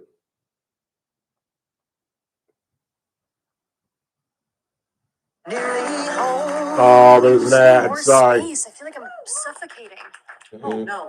Is this the episode with Oh, you got to live through the Reba ad. Sorry. Okay, let's simmer down now. Y'all need Realtor.com. Oh, y'all like Reba anyway, so what the hell? With over 500,000 new listings every month, Thank you, Reba. You can find the one today. This could be it. You know, Reba McEntire still looks good. I'd marry her right now. You better put a key ring on it. Okay, Reba. Make it real with Realtor.com. I should get a check. All right, here it comes, Jen. Come on. Oh, tell me. So my team, what they did is they Googled, and that is specifically why I said a Jeffrey Epstein. Unlike Republicans, I at least don't go out and just tell lies. Because it was not the same one, that's fine. But when Lee Zeldin had something to say, all he had to say was it was a Jeffrey Epstein. He admitted that he did receive donations from a Jeffrey Epstein, so at least I wasn't trying to mislead people. Now, have I dug in to find out who this doctor is? I have not. So I will trust and take what he says, is that it wasn't that Jeffrey. How in the world can an intelligent person go on the floor and say, Michael Jackson gave me a autograph? And then when people say, wait a minute, Ralph, Michael Jackson is dead. Oh, I didn't mean that Michael Jackson. And I didn't mean to mislead anybody to think that it was that Michael Jackson. What was the point of going on the floor if not to incriminate these people that you believed were associated with a pedophile? When in fact, it is Hakeem Jeffries who accepted money from the pedophile. It's Stacey Plaskey, the Virgin Islands Democrat, who was texting with a convicted sex offender. And yet she went on. And why Zeldin, Romney, Bush don't sue her for defamation? I guess technically because she said A. Epstein, and that was probably advice from her staff. Look, we just looked this thing up quickly. you might want to say just to cover your base, just in case. But she's a cartoon character. She truly is. And it's unfortunate, it really is, because she's obviously an intelligent woman. And, you know, as an African American, I would normally root for her, even though she's a Democrat, because she most likely comes from a black congressional district. So I would like to see her deliver for fellow African Americans. But you can't root for this woman. She's not about serving her constituents. She's not about finding the truth in the Epstein situation and bringing justice to those teenage women who are now grown-ass adults who were victimized and human trafficked. That's not what she's about. She's about pointing fingers and trying to prove that somehow the Epstein thing has got more dirt on Republicans than Democrats. Oh, she proudly, I'm sure you've seen the video, how my team looked it up and we all found out Lee's ill. And I'm just like, you are so lucky you're not a journalist, because only in politics can you go on the House floor and lie your black behind off and get away with it, and totally get away with it. You do that in journalism. If you had said in a newspaper article that Lee Zeldin accepted money from Jeffrey Epstein, trying to imply that he had money, you'd be run out of the business. But in politics, you can fundraise on that. You can absolutely fundraise on that. At least I wasn't trying to imply that it was that Jeffrey Epstein. That's not what I said. And then Lee, she said, and Lee admitted, and she like emphasized, he admitted, as if he's confessing, that he did take money from a Jeffrey Epstein. She doesn't mention it to a doctor in Long Island. And all he had to say, and then she puts it back on him. All he had to say was that it was not that Jeffrey Epstein. It's remarkable. It's remarkable. It almost makes you want to get into the congressional business. You're telling me that there's a business where you can get in, lie, and come out a multimillionaire? Marjorie Taylor Greene. She first got elected to Congress in 2021. She's leaving at the end of 2020, or at the end of this year, 2025. Do you know how much money she's earned from 21 to 25? $25 million. In 4 years, her net worth has improved by $25 million. Jasmine Crockett makes $175,000 a year. I'm sure she made some money as a lawyer. She owns 3 homes. She owns a home in Georgetown, she owns a home in Houston, and she has like a summer home somewhere on $175,000. Had I known all this nonsense, I might have run for Congress. Maybe I'd have had a little straighter life and run for Congress, because it's the biggest racket in the world. It's a bigger racket than the mafia. It really is. You think the average wise guy makes $25 million in 4 years? But a little congresswoman from a tiny little district in southern Georgia walks away from a 4-year congressional career, $25 million in the black. What a racket. Look at Nancy Pelosi. How many times has she been accused of insider trading? Just a year ago, that Visa thing, where she either bought right before it went sky high or dumped it before it crashed, one of the two. And then she claimed she had no knowledge, even though all 435 members of Congress had knowledge. I'm telling you, I swear, I never wanted to get into politics, but now that I see that it is the single biggest racket in the world and makes gangsters look like Boy Scouts, I might have gotten the game. I really might have. Quick time out. We're coming back to wrap this thing up. Tomorrow's a Tuesday. Teresa Golden will talk with us live via the Rogers Brandon Global Telephone Network, live from Brooklyn Heights, New York. and whatever else pops up in the next 24 hours. Keep it locked. The Charlie Kirk Show at the top of the hour.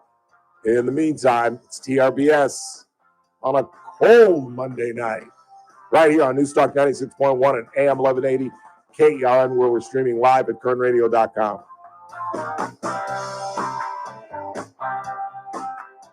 News Talk 96.1 and AM 1180 KERN. Start your day right. First Look with Scott Cox, 6 to 9 a.m.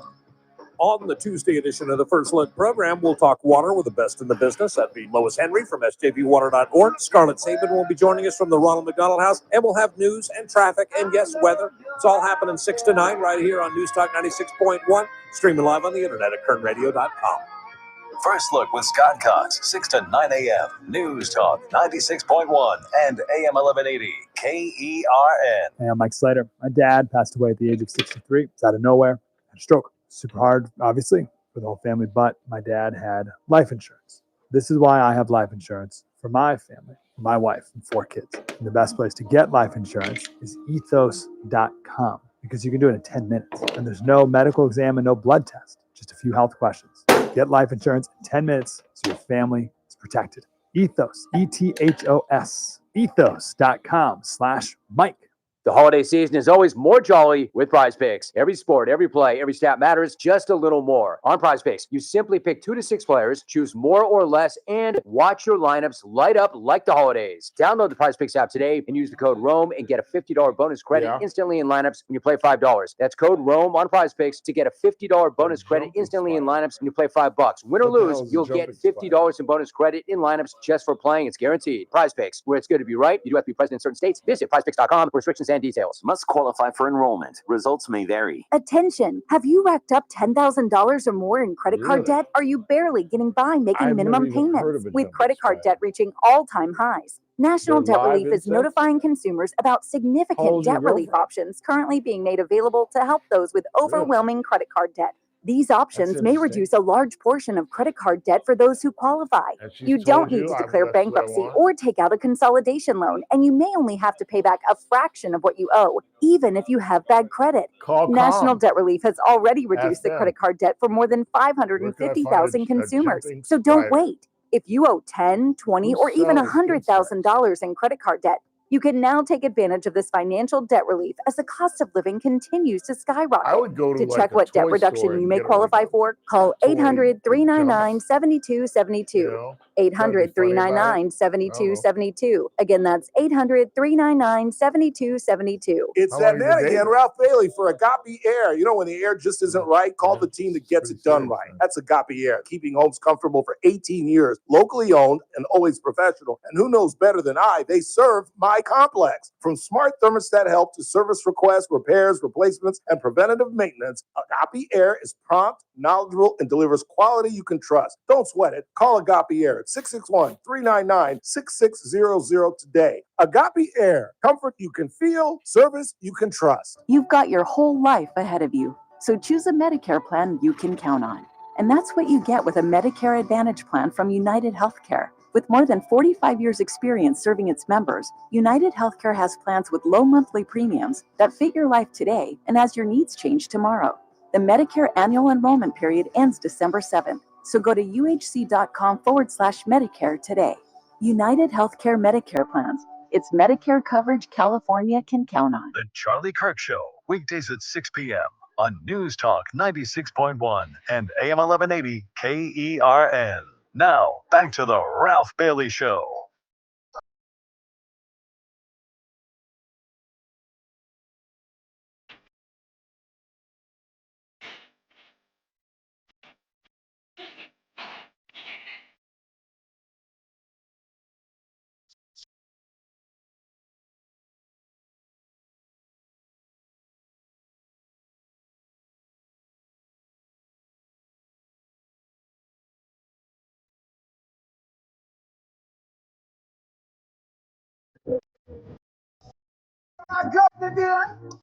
That's all right. You play better music than Mr. Burdick, actually. Play a better variety of music. It's all your music. Is it? I think so. Oh, yeah. Chris gets into a ride a little bit. We kind of play the same kind of stuff. 842-537-6842, KERN. Wrapping this thing up. Anything left on the board? Let's read a couple of text messages. Get Samuel out of here. Ralph, you have too much dirty laundry to be a congressman. I don't know if that's true. I don't know if that's true. My DUI is probably the biggest dirt on Ralph Bailey, and I think I could fight that off. I mean, it happened 2006, so what is that? Almost 20 years ago, and I've been a fairly responsible citizen ever since. I don't think that's true. There are a lot worse people in Congress than Ralph Bailey, but I could never do it because I just despise asking people for money, and I wouldn't do it because I hate the way Congress is set up. 2 years is not enough to establish who you are. You know, let's say you get elected this past November. By what, April of next year, you got to start raising money for your reelection.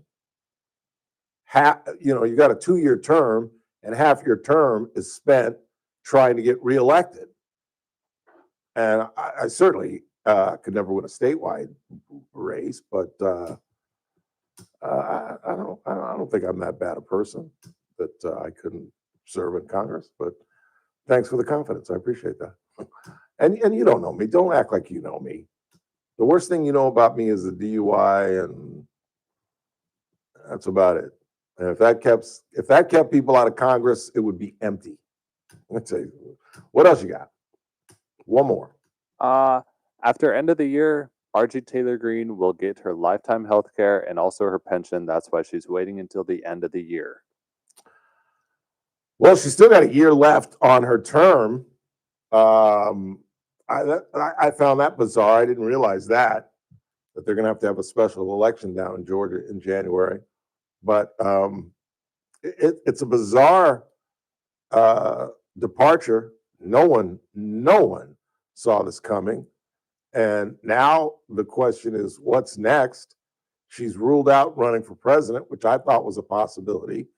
I don't know if they've asked her about a gubernatorial bid following another Republican who's running the state of Georgia, Brian Kemp, or if she's going to take a shot at one of the two Democrats that are in the U.S. Senate. This is AM 1180 KERN. Are we done? This is 96.1 FM. Bakersfield. Online at KERNradio.com. News this hour from Town Hall. I'm Pete Peters in Washington. It promises to be a very travel-heavy Thanksgiving this year. Transportation Secretary Sean Duffy says certain days will be more crowded on the roads this holiday week. Okay. So by car for do we do a AAA, promo for tomorrow or no? we anticipate seeing 73 million Americans hitting the road this That's Thanksgiving season. Sorry about We that. anticipate Dawson the busiest travel filling on in the for road Chris. in the afternoon of this coming Tuesday, Wednesday, and Sunday. So if you're planning your travel, think about when you depart, because the afternoons of those days are going to be busier than the rest. AAA says drivers could see travel times increase by as much as 80% during peak congestion Tuesday and Wednesday between 11 a.m. and 9 p.m. The return trip on Sunday is also expected to be one of the heaviest travel days of the year. Criminal cases have been dismissed against former FBI.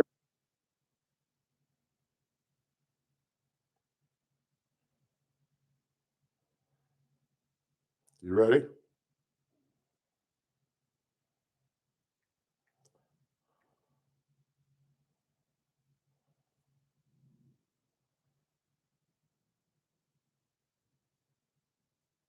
$15. That's crazy. You ready?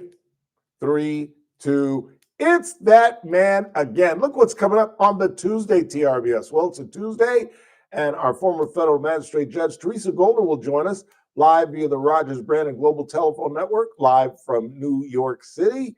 And we'll have more on whatever else happens in the next 24 hours. It's the Ralph Bailey Show. News Talk 96.1 and AM 1180 KRN. I'll see you at 3. That was horrible. But it is what a TI is because I'm going home. And I drank half my water. That is just unacceptable.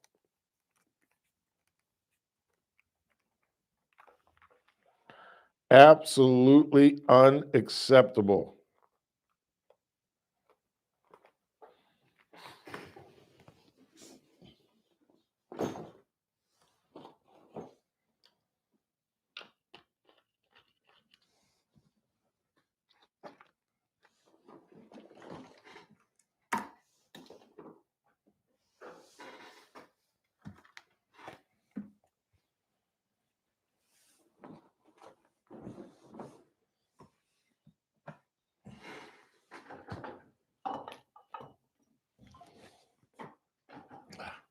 See you guys. Have a good night.